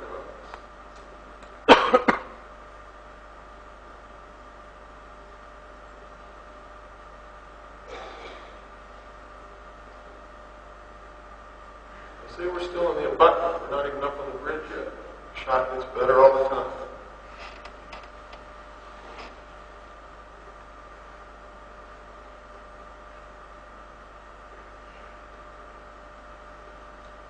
Now we're on the bridge.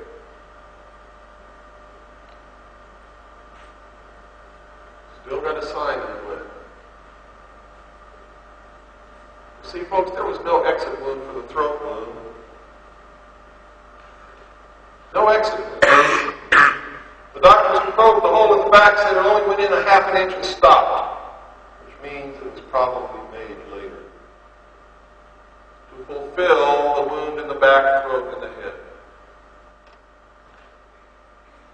They tried to disguise the throat wound by cutting a tracheotomy and scarring it all up, and it was never probed, but we know that the back wound never went anywhere.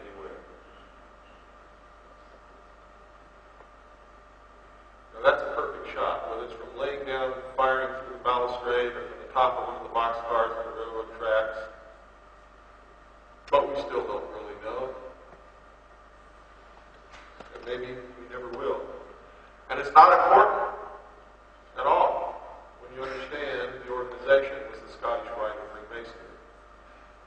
They also founded the Ku Klux Klan.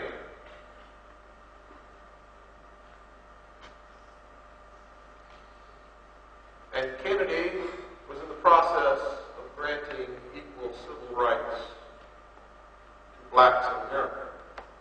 aside from the fact that he was Catholic.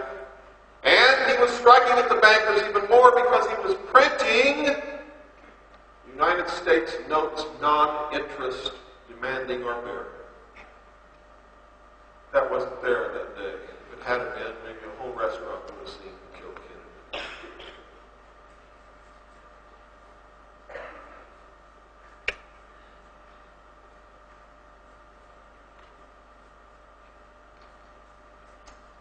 Look at the pyramid above that building. It's been erected since, but it's a direct line with the center of the bridge and Elm Street.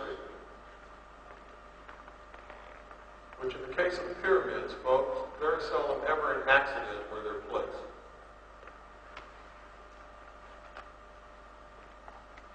Just looking directly up Main Street, that's the route Kennedy should have traveled. That would have been a good position to fire Kennedy on Elm Street. So would the building to the left.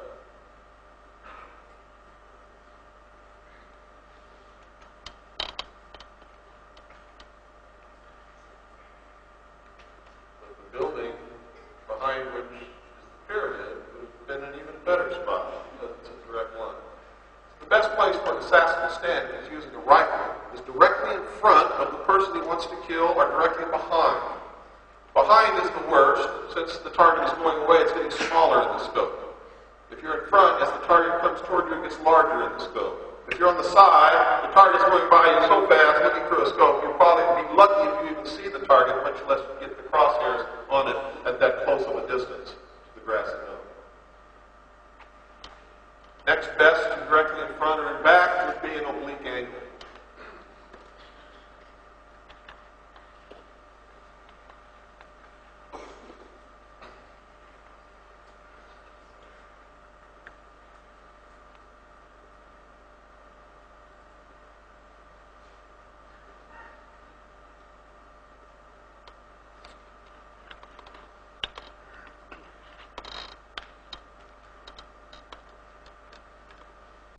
John F. Kennedy was putting a severe kink in the New World Order. In fact, I think if he'd lived, he may have been able to stop it in its tracks. He certainly would have saved the United States from slavery just by the printing of United States notes instead of Federal Reserve notes.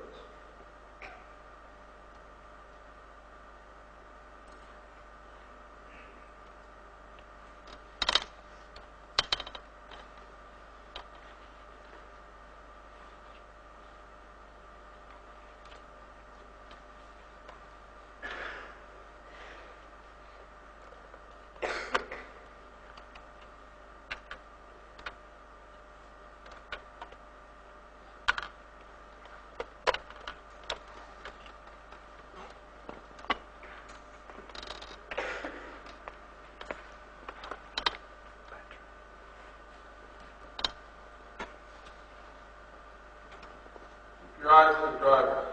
This is the real speed of the motorcade. On most films that you see, it's speeded up much faster than this. Watch the driver, folks.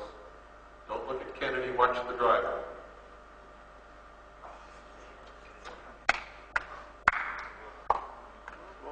You'll see it again.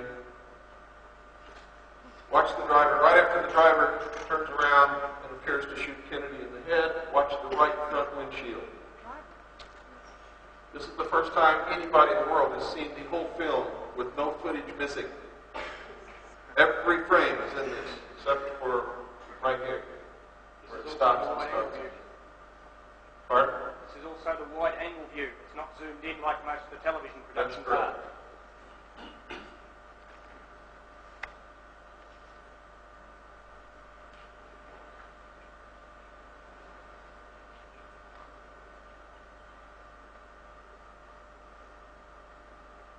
This is at 1/4 speed.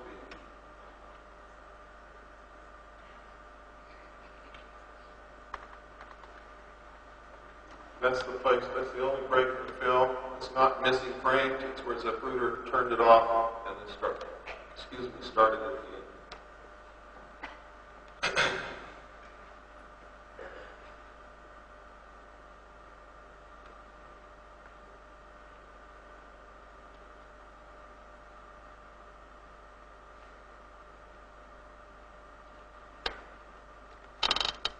of you who have good eyes and quick minds will see all kinds of things that were never shown to you before.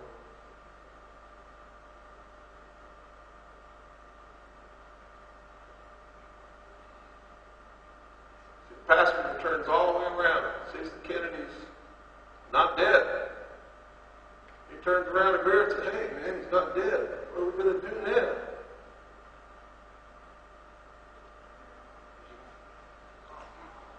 And that's what they did then. They just keep going, go through the front windshield.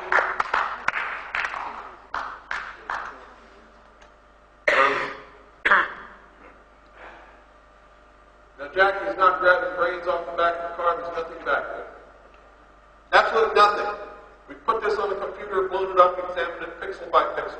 There's no wound to the back of Kennedy's head. We've examined it pixel by pixel. His hair is even messed up on the back of his head. He was hit by an exploding shell which blew the whole right front of his head up. Look at the car. Stopped, blocking the motorcade underneath the overpass, and it doesn't move until Kennedy's limousine almost runs into it. That was to make sure that he didn't escape without being thoroughly creamed.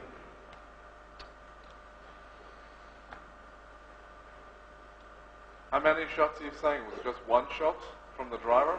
There were shots all over the place. You'll see. Just be patient, folks. Sorry. There's also a sound version. With sound. There's what appears to be a man in a hat holding a rifle in the bushes. Although I must tell you, it could be just the play of light and leaves. No one knows. There's no way to know unless somebody wants to come forth and confess it.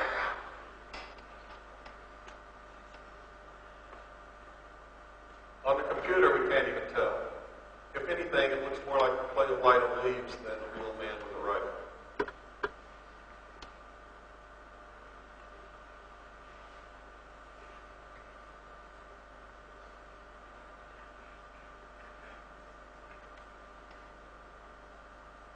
Now, this is the front seat of the car. You're going to see some remarkable things here. Blew it up, focused on the front seat to see what these guys are doing. And we see that Kellerman, the passenger, is turned around looking at Kennedy. And you'll see that something has happened to the windshield. It's been brushed. You can also see a bullet hit the top of the chrome. In fact, it just did in the last two frames. Top of the chrome in the center of the windshield was hit by a bullet, or what appeared to be a bullet.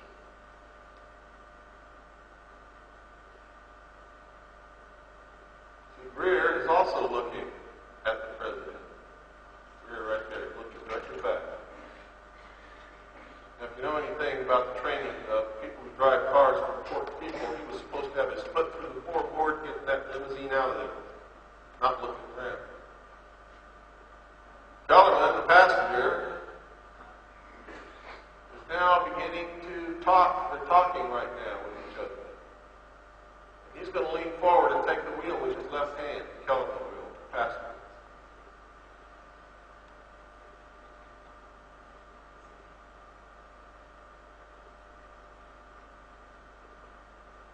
Now notice also that Kellerman's head is in the shade, but he has a big reflection on the top of his head, which is impossible to have because there's no sunlight hitting his head there.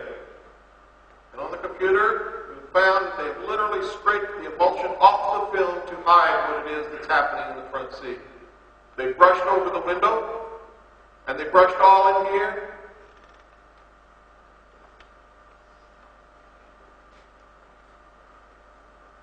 And when they show it to the public, it's usually in black and white, and usually at the fatal moment, they zoom in on Kennedy. They don't show you the rest of the car. Look at this.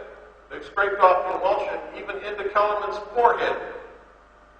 They've scraped off the emulsion all the way up into here to hide whatever it is that Greer's got in his hand and is doing. You see that? See how the emulsion's been removed? These are not reflections, folks.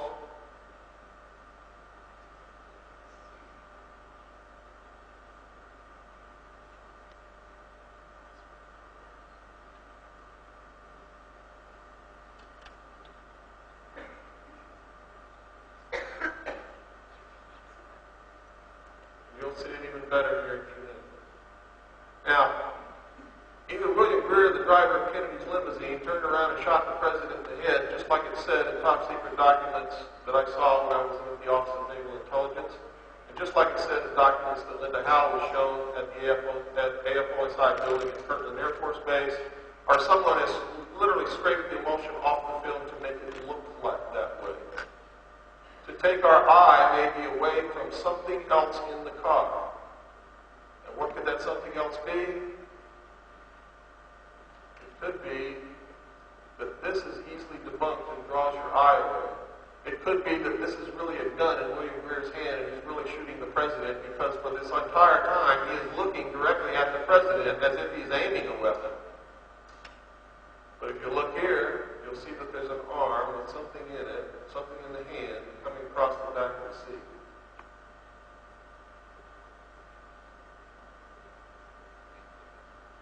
Now this is not a reflection on Kellerman's head. It's above Kellerman's head. This is not a reflection. A reflection on a dark suit cannot ever be as bright as or brighter than reflections on glass and chrome, and this is, which indicates that the emulsion has been removed from the film. How do I know this? Because I have a degree in photography, and what you're seeing is a videotape made from an original first-generation copy of the Zapruder film, which is in the vault of the intelligence community on 35mm film.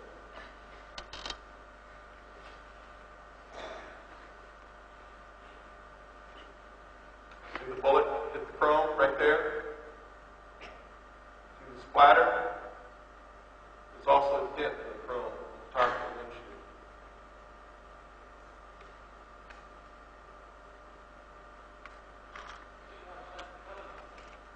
I have no idea. Please save your questions for the panel if there's going to be one. We don't have much time, it probably won't be.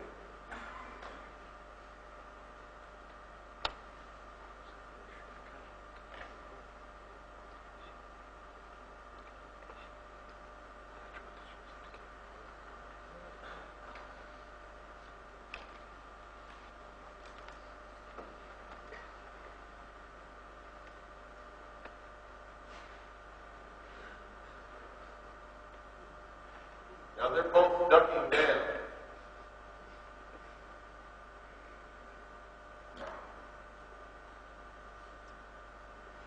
You can see something going on with their hands in the front seat, like they're exchanging something. But you can't really tell because it's all been scraped off. See, there's no little sunlight down there. Those aren't reflections.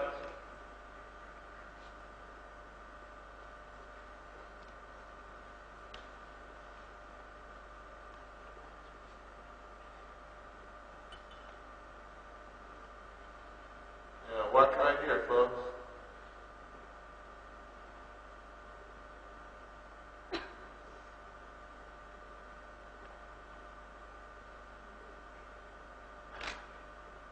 See that?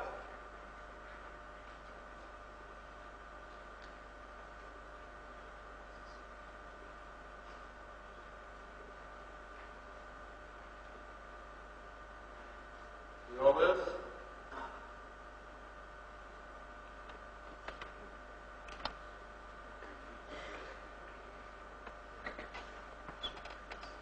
Falling down, whatever it is. It appears that a bullet went through the the right front side of the windshield.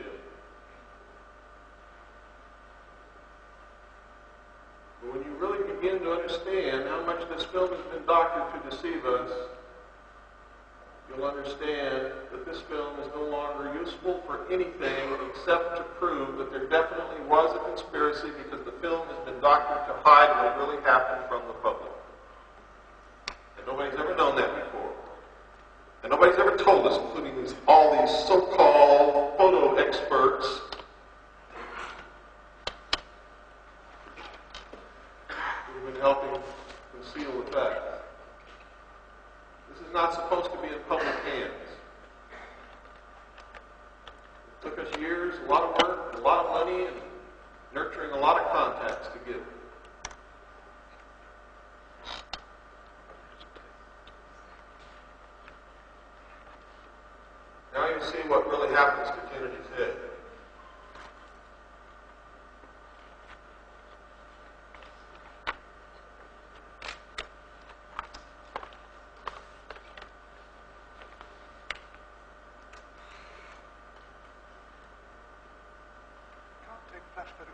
screens. That's the projector.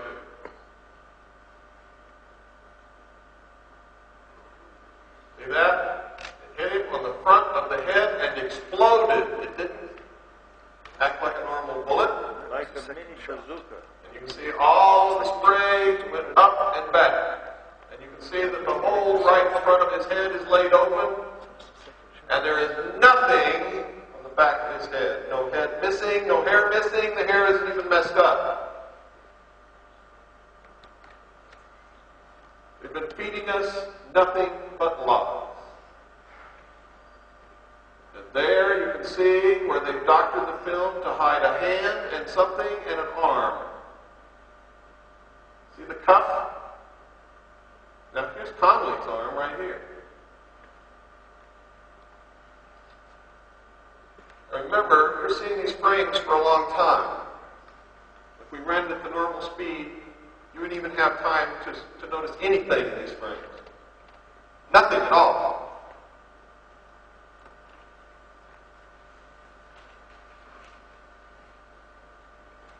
Look at that. All the emulsion is scraped off the film. This is flesh and blood and bone. And it is brighter than the reflections on the chrome. Impossible.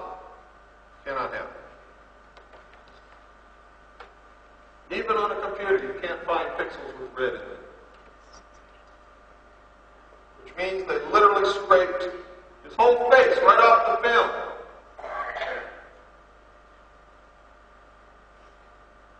We will never know from the Zapruder film what really happened, except one thing is absolutely positive. For the first time in history, we can prove conspiracy. And it can only have been done by two groups. Either the National Photographic Laboratory and the intelligence community in Washington, D.C., who took the film from Abraham Zapruder, or Time Life, who purchased it from Abraham Zapruder. And whoever did it was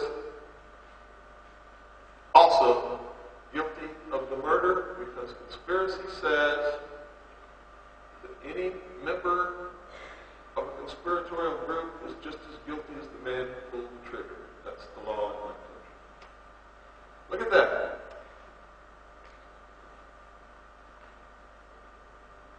Here's her head in the sun. You can see detail in the hair.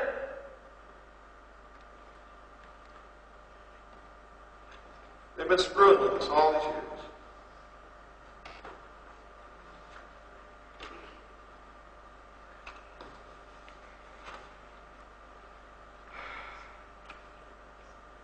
I know that you probably don't feel or not as affected as much as I am by it. But all people in the world should be affected by it in some way. What will you do with the footage? I'm sorry. What will you do with this footage? This copy? Yes, I'll take that.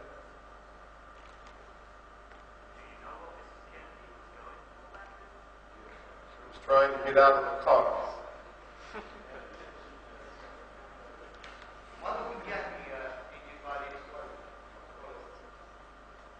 I don't understand what you said.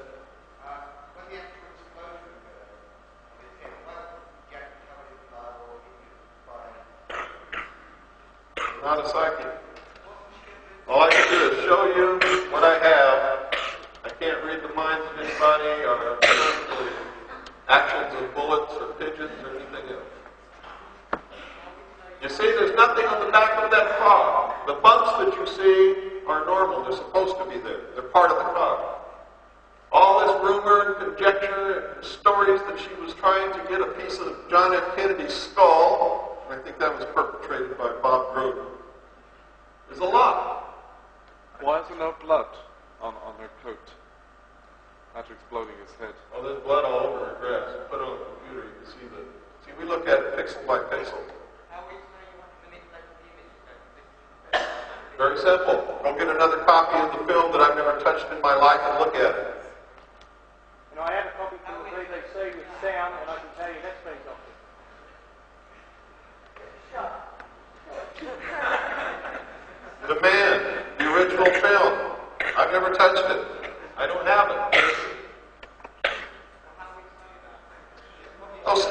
at me, Hal. I can't do everything for the whole world. It's your turn. It's your turn.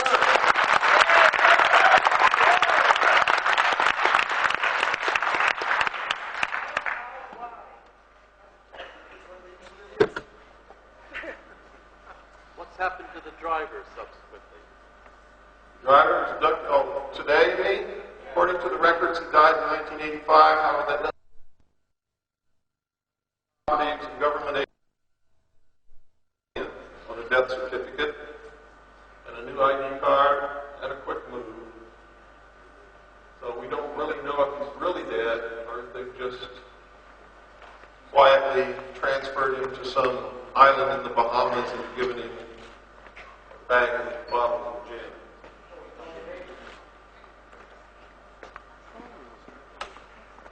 Guy sitting next to the driver. He's dead also, according to the record. Very convenient.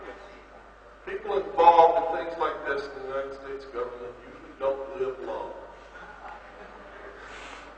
Do you suspect that Connolly knew this already? Except for G. Gordon Liddy, he never talks. G. Gordon Liddy. Was shot by one of the drivers of the car, and it looks like that might be possible. It appears that the driver turned and shot him at point-blank range in the head. Now, the reason I went on this search is when I was in the Office of Naval Intelligence, I saw documents that stated that the driver was the one who shot Kennedy. But what puzzles me is why Jacqueline Kennedy must have seen that. Yes, that's why she tried to get out of the car. If you're in a car and somebody just shoots your husband and you saw it, will you get out? That's what she did. Who are the other two people in the car behind the driver? Nobody's ever shown you this car either, have you? Folks, you've got to start to learn to put two and two together. Now, I'm not trying to hurt your feelings. I'm not insinuating anything, but you've got to learn to think. Seriously. The Secret Service just shot her husband, who had her children. Where were her children?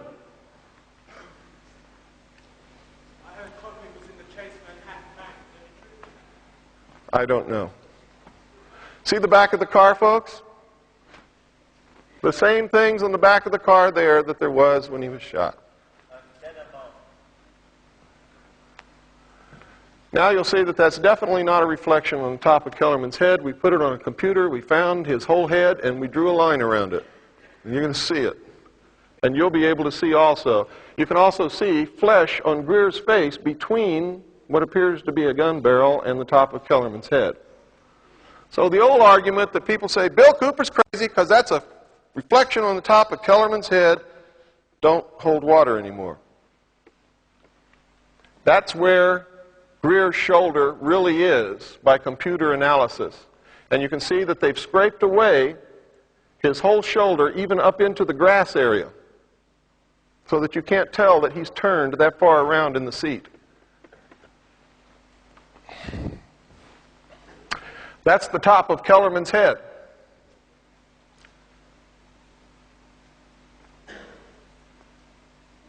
Now, if that's a reflection, that's the best Brill cream job I've ever seen in my life.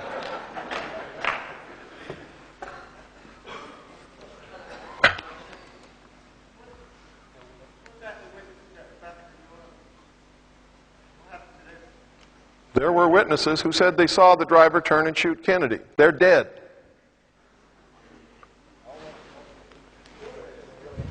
Yeah.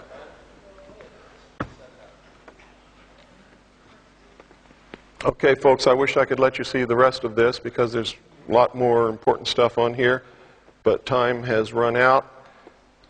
You're the first people in the world who have seen this and now know this. Please do something about it. Please help us. Thank you. God bless you, and good night.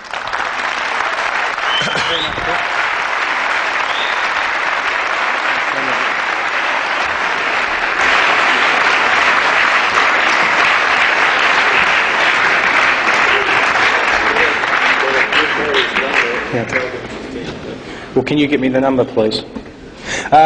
We'd like to close up now. I would like to apologise on the behalf of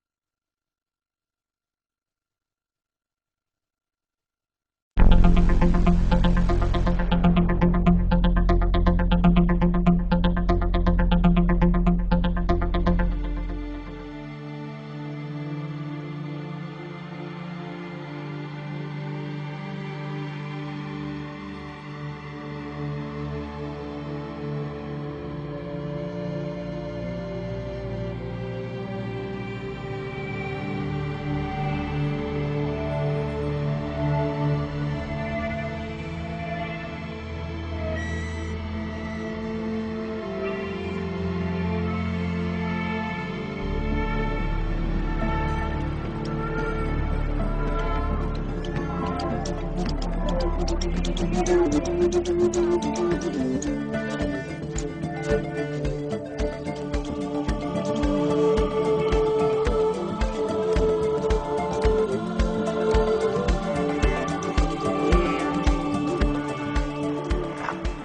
going to preface this film and try to put some things that you've already heard today into some form of perspective.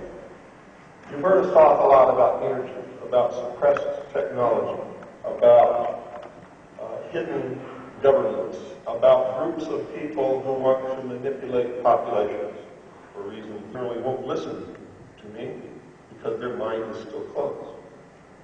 They don't understand what is happening to them.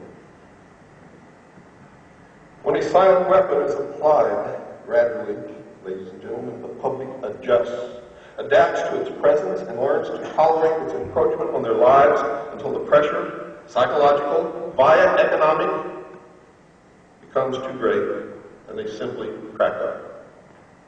Therefore, the silent weapon is a type of biological warfare. It attacks the vitality, options, and mobility of the individuals of a society by knowing, understanding, manipulating, and attacking their sources of natural and social energy, and their physical, mental, and emotional strengths and weaknesses. And they become depressed, and they don't understand what's happening. And they're bombarded with more violence, and more immorality, and more wars, and more death, and more diseases, and more AIDS, all brought about by our controllers to force us in a state of capitulation, which means surrender. And sometimes I get a pain in my chest and in my heart that I cannot contain because I know what's happening, and it's so difficult to get anyone to listen. And I know that if they do not listen and open their minds and change things, take the power back into their hands, that they are doomed to slavery forever. For the entire history of the human race, no man or woman ever, unless they were a king, a queen, a sultan, an emperor, or an emir, were ever free. Until a bunch of malcontent criminals, religious misfits, went to the New World and established the United States of America and wrote a constitution with a Bill of Rights. And to this day, the American citizens are the only people on the face of this earth who have ever truly and totally been free. But it's going backwards now. You see, we always carried the torch of freedom for the world, and we're not doing it now. If you don't watch out, the United States will lead you into slavery. For we've already lost about half of our Bill of Rights, which protects our Creator-endowed rights, which were given to us by God. You see, we have no constitutional rights. Our forefathers did something that nobody ever did in the history of the world. They said there is a God. And God gave us, man, certain unalienable rights, which no one can ever take away from us. We can't even contract to give them away, because they were given to us by God. First time in the history of the world, man stood as a sovereign king in his own right with a government as his servant. And now, I am ashamed to say, the American people do not even vote anymore. They become apathetic, irresponsible, stupid, and lazy. And they're giving it up. And if the United States Constitution and the Bill of Rights fall, all freedom in the world will fall with it. I can guarantee you. All of them. What do you think would happen, ladies and gentlemen, after all the indoctrination that you've been exposed to, through the movies and television, and even newspaper ads, about extraterrestrials and flying saucers? Now they pump $100 million in the SETI project and begin to finally to accept that there may be extraterrestrials from outer space threatening this planet. Why, you'd be willing to give up whatever you had to give up, whatever is necessary, your rights, your money, your house, whatever, to join all humanity in a one-world government to face that threat, so that those little green men wouldn't come down here and eat our children, just like you did in World War II. That's why this technology is being developed in secret, because someday they will fly it over all the major cities of the world. And our leaders will come on television and say, we finally made contact with an extraterrestrial race. They're here. And since they are more technologically advanced than us, they are a threat. And we must come together as one humanity to oppose that threat. Did you know that Ronald Reagan said 6 times in his presidency at the end of speeches?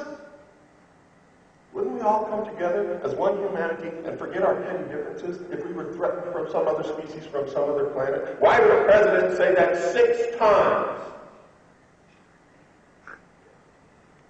Did you know that in a meeting with Mikhail Gorbachev, Ronald Reagan said that Premier Gorbachev and I have discussed the possible invasion from outer space of some other species from another planet, and we have agreed that if this were to happen, we would combine the military forces of the Soviet Union and the United States to face that threat. And then Mikhail Gorbachev walked to the microphone and said, I cannot foresee such a possibility, but if such a possibility occurs, we will gladly furnish our military might, together with the military might of the United States, to oppose an extraterrestrial invasion.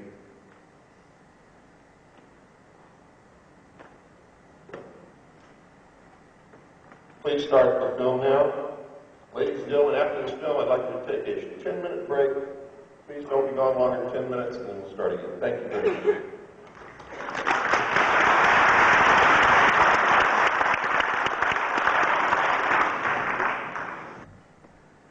We need to be concerned about the ozone hole, the burning of the Amazon rainforest, global warming. Let me enlighten you. For these are all deceptions, manipulations, designed to ask you to ask for more control. Why is the Amazon rainforest burning? Anybody know? Nobody knows. You see, the first thing I ask when somebody tells me something terrible is happening, I think, why is this happening? Why is it burning? What caused it to burn? Who's behind it? What is the end result of the burning of the rainforest? Climate change. World Banker. Folks, let me tell you what happened down there. Brazil was going along okay. It had too many poor people. About 98% of Brazil are dirt poor people at a poverty level that you cannot even imagine in this country, and we in the United States cannot imagine anyone being able to live under those conditions either, because we've never had to do it. So we don't understand that kind of poverty. They have unbelievable natural resources in Brazil, but they couldn't get at them. Nobody had the money to get at them and do anything with them, but they have the cheapest labor you could ever dream of, where these people would work for a scrap of bread. They're so poor that the children are considered to be a nuisance, and gunmen and thugs are hired by the businessmen to kill the children. That's the kind of poverty I'm talking about. The World Bank, using money from the International Monetary Fund, went to Brazil. Nobody asked them to go. Nobody asked them to do what they did. But what they did was build a road across the Amazon jungle going nowhere. Huge highway. Billions of dollars. For what? It didn't go anywhere. There were no towns. Nobody had any money to mine anything. The people are so poor. Well, these people knew that those poor people would see that road as the answer to their prayers, heaven on earth, Valhalla, right over the horizon. Because now they had a way to get to land which they never had before, couldn't afford to buy. And this was free. So they picked up their kids and their can of beans, and they headed off down the road. When they came to a spot they liked, they began to cut the trees and burn the wood and plant crops so that they could feed themselves and get out of the dirt poverty that they've been living in for the rest of their lives. And the people who built that road knew that they would do it. And they knew that they would burn those trees. And they knew that the soil was so poor they could only grow one crop and would have to move on and chop more trees and burn them before they had tested everything in advance. And they knew that the rest of the world, being stupid like we are, and being rich and used to having good things, would not understand what was happening and would say, we've got to stop burning the rainforest. But how can you tell a sovereign nation not to burn their own forest? Can't do that, can you? What's the answer? The answer is to make Brazil give up her sovereignty and thus make every nation give up their sovereignty so a world governing body can make sure that the rainforest doesn't burn. You see how easily we're manipulated? And when I said stupid, I mean it. Stupid means mentally crippled. And I don't mean to insult anyone, but before I can reach the point where I'm at now, I had to look in the mirror and say, Bill, you've been stupid for most of your life. Whether you like it or not, you have to admit it, you've been stupid for most of your life. Because you can't have a solution to a problem until you admit what the problem is. I was stupid, and that was the problem with me.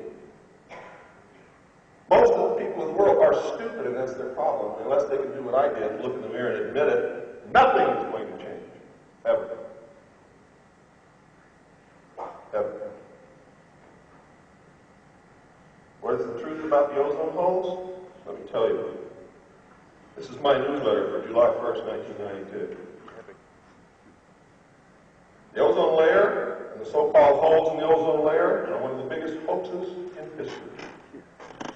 It is designed to hasten the New World Order. The only answer to such a program were real is centralized control of the Earth's atmosphere and everything that goes into it. In other words, folks, one world government. The treaty signed at the Earth Summit, which made me puke every time I saw it on television, in Brazil were designed to nibble away at the sovereignty of nation states. I tuned into it one day on C-SPAN, and what did I see? I saw this huge wooden dais. Must have taken 40 trees to build this thing, and on it were sitting in this order, John Denver, the Dalai Lama, Whoopi Goldberg, and Al Gore, telling the rest of us that we shouldn't be using trees to build around.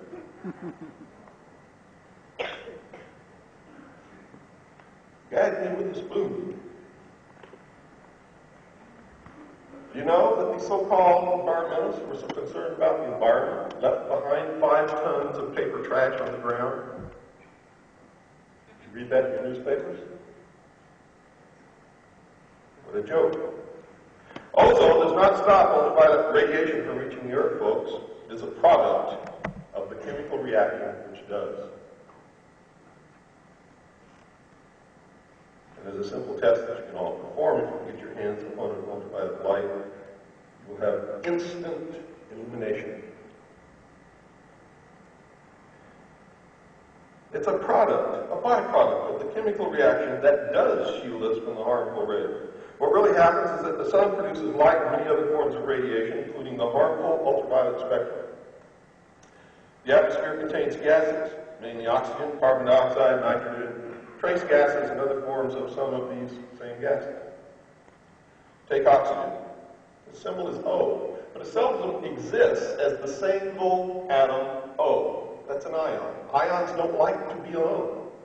It seeks out another ion or another atom of oxygen. The two bond together and form O2, and that's what we breathe.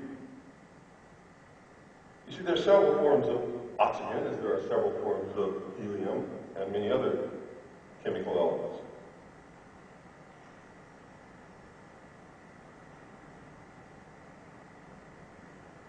A single atom of oxygen is known as an ion. Another form of oxygen, ozone, can also be found in small amounts in the atmosphere.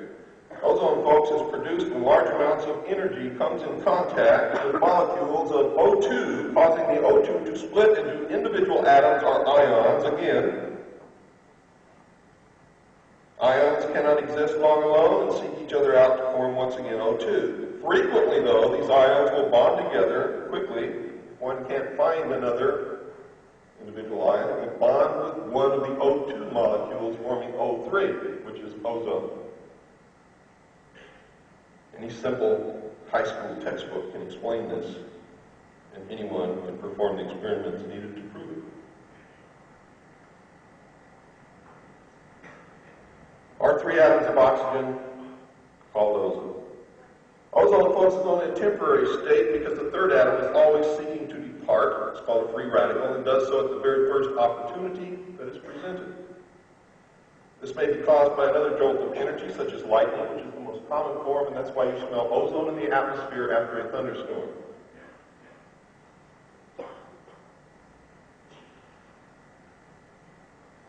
Or it can be caused by coming into contact with something that will oxidize. Lightning, folks, is one of the most recognized means of converting O2 into ions. Ozone is constantly being formed and destroyed every few seconds. The largest source of ozone comes from ultraviolet light entering the atmosphere and meeting large numbers of oxygen, or O2 molecules. The resulting chemical reaction depletes the ultraviolet light and splits the oxygen molecule into ions. These ions seek each other, are molecules of O2, and form either O2 or O3. The O3 does not exist more than a few seconds and reverts to O2 as the third atom is released to either unite again with another ion forming O2 or unites with another chemical which it oxidizes. As you can see, ozone is a byproduct of the process and has nothing whatsoever to do with protecting us from the ultraviolet light. You can prove this to yourself by getting an ultraviolet light. Gem stores, rock hound stores, people who collect rocks have ultraviolet lights because they use it as one method of identifying certain minerals. Take the ultraviolet light into a room, close the door, smell the air. You will not smell any ozone. Plug the ultraviolet light into the socket, shine it around in the room, and the room will instantly be filled with ozone, and you will be able to smell it with your own nose. Ozone is created by ultraviolet light, and these people who convinced you otherwise are laughing at you. In fact, the whole universe is laughing. It's hilarious that you blindly believe without investigation. And for most of my life, folks, don't feel so bad. I was guilty of the same thing until I looked in the mirror and said, Bill, you've been stupid most of your life. You're never going to be stupid. And I hope you can find it in yourself to do the same thing. It's hard to do. It's hard to look at yourself in the mirror and say that you're stupid. It's hard to stand up here and admit to the world that I was stupid. But if I had not done that, if I had not identified the problem, I never, ever could have reached a solution. All this New Age fooey about, don't talk about negative things. Don't talk to me about problems. I don't want to know about problems.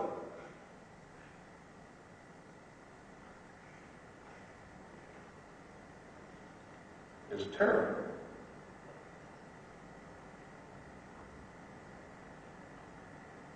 Animals, including humans, folks, breathe air.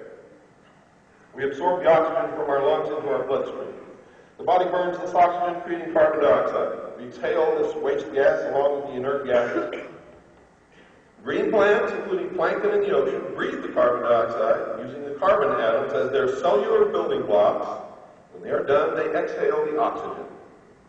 As long as there is oxygen in the atmosphere and as long as the sun produces ultraviolet light, we will always have plenty of ozone in the atmosphere. Do we really need it? The answer is yes. But not to protect us from ultraviolet light, folks. You see, ozone, O3, kills harmful bacteria and provides a more ready form of oxygen than the common form called O2. And yes, we do need it. But it doesn't protect us from ultraviolet light at all. The only place where the so-called ozone holes occur are near the poles in the Arctic and Antarctic circles, and I thought sure everybody could see through that. What, they got 3 explorers up there, manning a weather station, using too much damn hairspray? I mean, how come the hole isn't over London? Or Los Angeles? Where they're using all of this stuff. No, he's not wrong.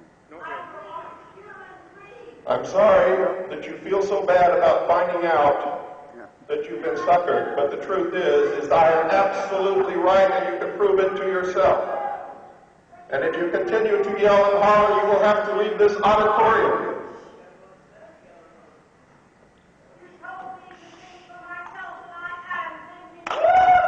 That's wonderful, man. Thanks. Don't talk.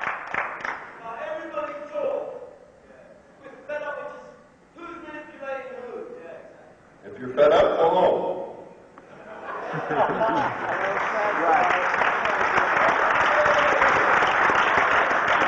is like a television set, folks. If you don't like what you're viewing, turn it off. If you don't like what you're hearing, nobody has chained you to your seats. Period. I'm here to give you information, not to kowtow to you, not to make you feel good. Let him talk first.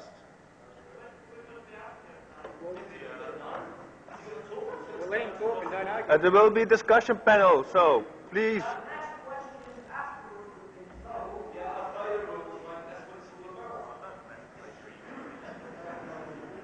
The only place where the so-called ozone holes occur are near the poles, folks, in the Arctic and Antarctic circles.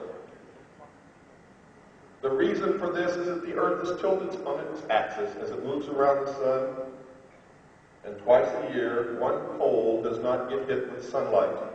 Therefore, the reaction does not take place. And it is not a hole that is being observed, it is an absence of the reaction. There are no CFCs at the North and South Pole. There's nobody up there spraying vast amounts of CFCs from spray cans, hairspray, or anything else into the atmosphere. Period. It's not happening. It is a manipulation. And you're going to find out why in just a couple of minutes. The holes only occur, and you'll notice this, in winter, at whichever point is experiencing the winter. Never occurs in any other time. They occur where the Earth's tilt causes a perpetual night during the winter months and where no ultraviolet light is coming into contact with oxygen. Thus, there is no production of ozone. Another so-called hole will predictably appear at the other polar region when that hemisphere is in its winter months. And if you'll go back to the newspaper articles which announces the holes at the holes at the poles, you will notice that wherever the hole is at the pole that it is at is always in the winter. That pole is not receiving sunlight. You should know by now that they are not holes at all, but only areas where the ozone-producing chemical reaction between ultraviolet light and oxygen does not occur. You should have also deduced from this process that the so-called holes will seem to appear and disappear as the region moves from winter into summer and then back again into winter. The whole process is a natural cycle, it is predictable, and it's very simple to understand. The scam that CFCs deplete the ozone layer, which is non-existent, can be easily exposed. Most of the CFCs in the world can be found in the northern hemisphere, where most of the rich nations are located. Why then does a so-called hole appear over Antarctica every southern hemisphere winter? Why not over New York or Tokyo or London, Paris, Los Angeles, or Stockholm, where the CFCs are in the most use and thus can be found in the atmosphere in the largest amounts? Is there a vacuum cleaner that immediately sucks them up and transfers them through a great hose to the poles? I don't think so. It's because, folks, the whole thing is a hoax designed to make people who cannot think for themselves scream for total control of everything and thus help to usher in the one-world totalitarian socialist government that is coming as sure as you're breathing and living and sitting in this auditorium if we don't change things. And we can. Now let's take a hard look at chlorofluorocarbons, or CFCs. According to the doomsday prophets, chlorofluorocarbon molecules are going to rise to the stratosphere, where ultraviolet light radiation will break them up, releasing chlorine molecules which will act like a hungry cookie monster and eat all the ozone molecules. This will cause an ozone hole and everyone will get skin cancer. Right? Wrong. Now let's look at what they don't tell you. According to measurements, only 1% of CFCs actually break up in the stratosphere. It's a heavy molecule. It's very difficult to get a molecule of CFC into the stratosphere or even near it. So that 7,500 tons of chlorine are being released into the stratosphere every year. That is for the whole atmosphere in a year's time for the whole of humanity on this earth. The amount of chlorine spewed into the atmosphere from natural sources makes that measly 7,500 tons look like a little drop in the ocean. For instance, the atmosphere absorbs 5 million tons from ocean biota, algae, plankton, etc. 84 million tons from biomass burning, 36 million tons from volcanoes, and 600 million tons from seawater. This does not include a volcano like Mount Pinatubo, which loaded at least 20 million tons of chlorine into the atmosphere, of which a very significant portion went into the stratosphere. And you really believe this measly 7,500 tons is going to kill the human race compared with the natural amount of chlorine that gets into the atmosphere? Not at all. Mount Erebus in Antarctica, which erupts every day, emits 20 times more chlorine into the atmosphere than the entire amount of chlorine allegedly produced from the breakdown of CFCs. Mount Erebus is about 6 miles upwind from McMurdo Sound, the station from which chlorine measurements are taken. The readings are then used to claim that CFCs, not natural chlorine sources, cause the depletion of the ozone layer. It really does not matter, as ozone is not layered in the atmosphere, and it is not what shields us from these nasty, nasty ultraviolet rays. The atmosphere is constantly in motion. There's no gas layer anywhere in the atmosphere. It's evenly distributed throughout it. If gas layered in the atmosphere, you can only breathe at one elevation and no other. And the heaviest gases would be closest to the Earth, and that would be carbon dioxide. You would not be able to breathe at all. It would all be dead.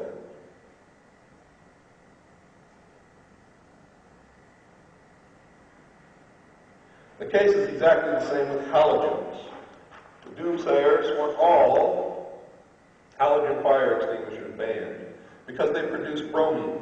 This chemical is supposed to be a super ozone destroyer, 10 times more dangerous than CFCs. The actual amount of bromine released is very insignificant, perhaps not even measurable, because most of the bromine that's actually in halogen is destroyed in a chemical reaction during fire suppression. On top of that, they never have a life long enough in the atmosphere that is necessary to even get to the stratosphere. Ozone levels over a measured period of time shows a clear oscillation from year to year. If you were to compare the cycle in ozone levels with the number of sunspots over the same period, the correlation is very clear. An 11-year and a 22-year cycle in ozone levels matching the sunspot cycle are clearly evident. A major influence on the density of ozone in the atmosphere is sunspots, solar flares, the influence of the sun. It is how ozone is created in the first place. Billions of tons of ozone are created every instant and are also destroyed every instant. In 1988, the Ozone Trends Panel released a report supposedly documenting that there had been a 3% depletion in the ozone layer over the northern hemisphere. They gave a press conference. They handed out a summary of the report, but the report itself did not come out for another 3 years. When it came out, what it said was actually totally different from what they reported at the press conference, but that was buried on the last page of the newspaper. But it scared everybody, and it got everything into motion that was necessary to ban CFCs. Then they gave a whole sequence of conferences after that with the same modus operandi. They gave a press conference in April 1991 that claimed 8% ozone depletion.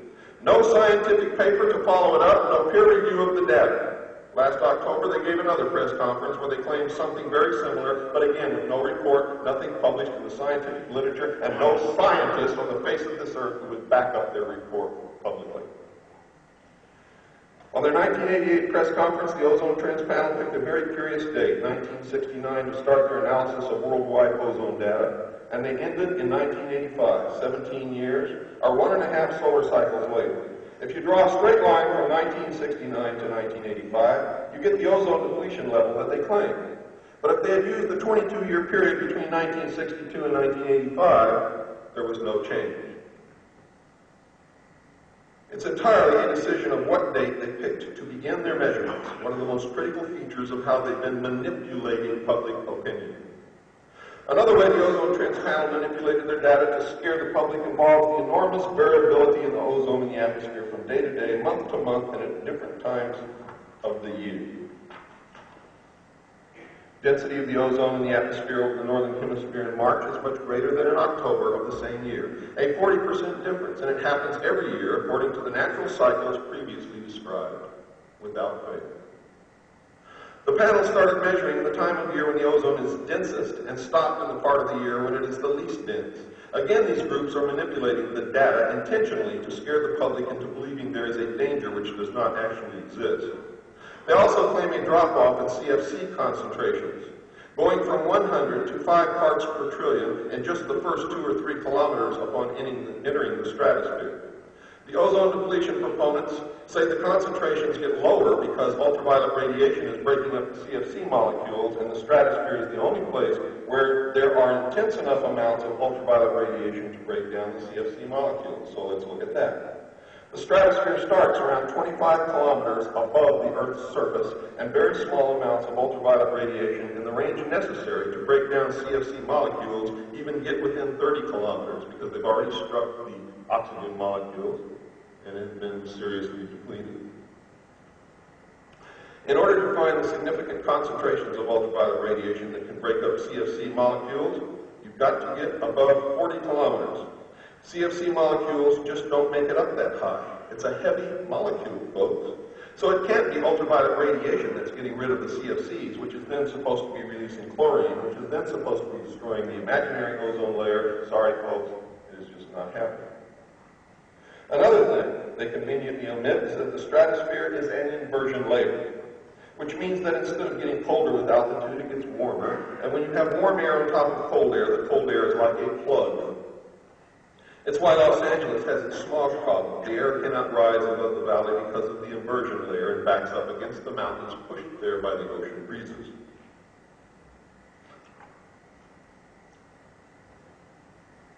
The air remains trapped. Whatever air makes it to the upper part of the atmosphere comes right back down because of this plug. There's no evidence that they're being broken up at all. Show me a scientific paper. Anybody? Show me a paper written by a scientist that says this. They don't exist.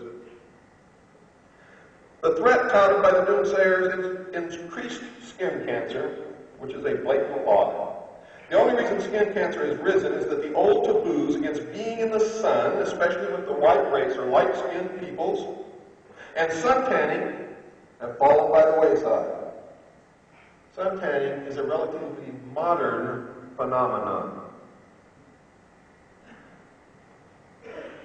The population of the world has doubled, and there are more people out in the sun and on beaches than ever in the entire history of the world.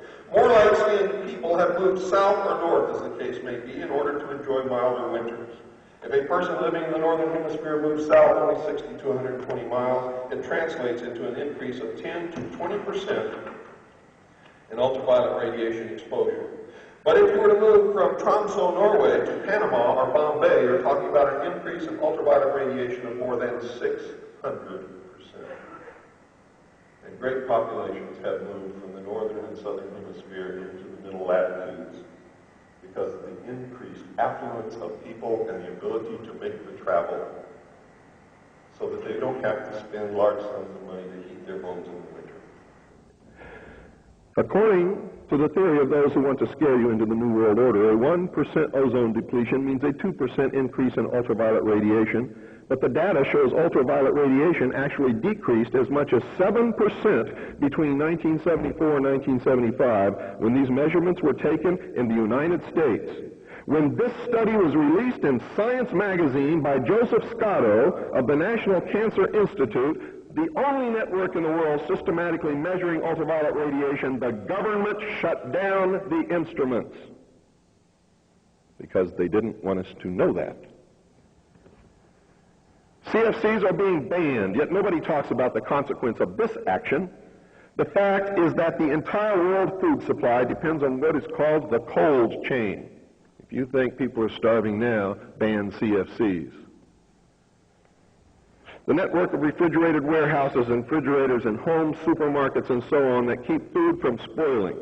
The world already produces more than enough food to feed every man, woman, and child. The problem is that between 30 to 60% of it spoils every year, depending upon the country. Effectively, you're going to have to scrap every refrigerator around the world. 1 billion home refrigerators, several hundred million commercial refrigerators. It could mean a collapse of the worldwide cold chain. Remember Global 2000? The plan to deplete the world's population by 2 billion people. To make it worse, any potential drop in substitute cannot presently be used in any existing equipment. So you've got to build entirely new equipment. And who benefits? And that's the first thing you should always ask. Who benefits? The multinational corporations, those who manufacture new equipment, and the chemical companies that could make hundreds of billions of dollars in revenues every year from the ban of CFCs. The truth is, the patents of the multinational corporations on CFCs are expiring. And when they expire, anyone can make CFCs dirt cheap, not at the price that they've been charging us. They don't want to lose that money. So they cause a situation that makes us ask for a one-world government, ban CFCs. We have to buy all the refrigerators, freezers, and air conditioners, and they get to sell us a new refrigerant at the same old high price. The ozone depletion theory is a fraud. There is no significant increase or decrease in ozone, no significant increase or decrease in ultraviolet radiation. The threat does not exist.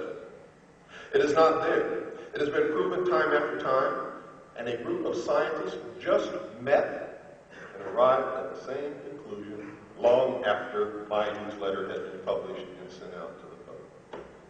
It was just in the news the other day. For the first time, scientists made a decision on the ozone depletion and said that it's a hoax and that CFCs are not causing it. A nation or world of people that does not use its intelligence are no better than animals who do not have intelligence. Such people are beasts of burden and stakes on the table by choice and consent. Thank you, ladies and gentlemen. Will all speakers please come up and we will have the panel. Now you may ask your questions.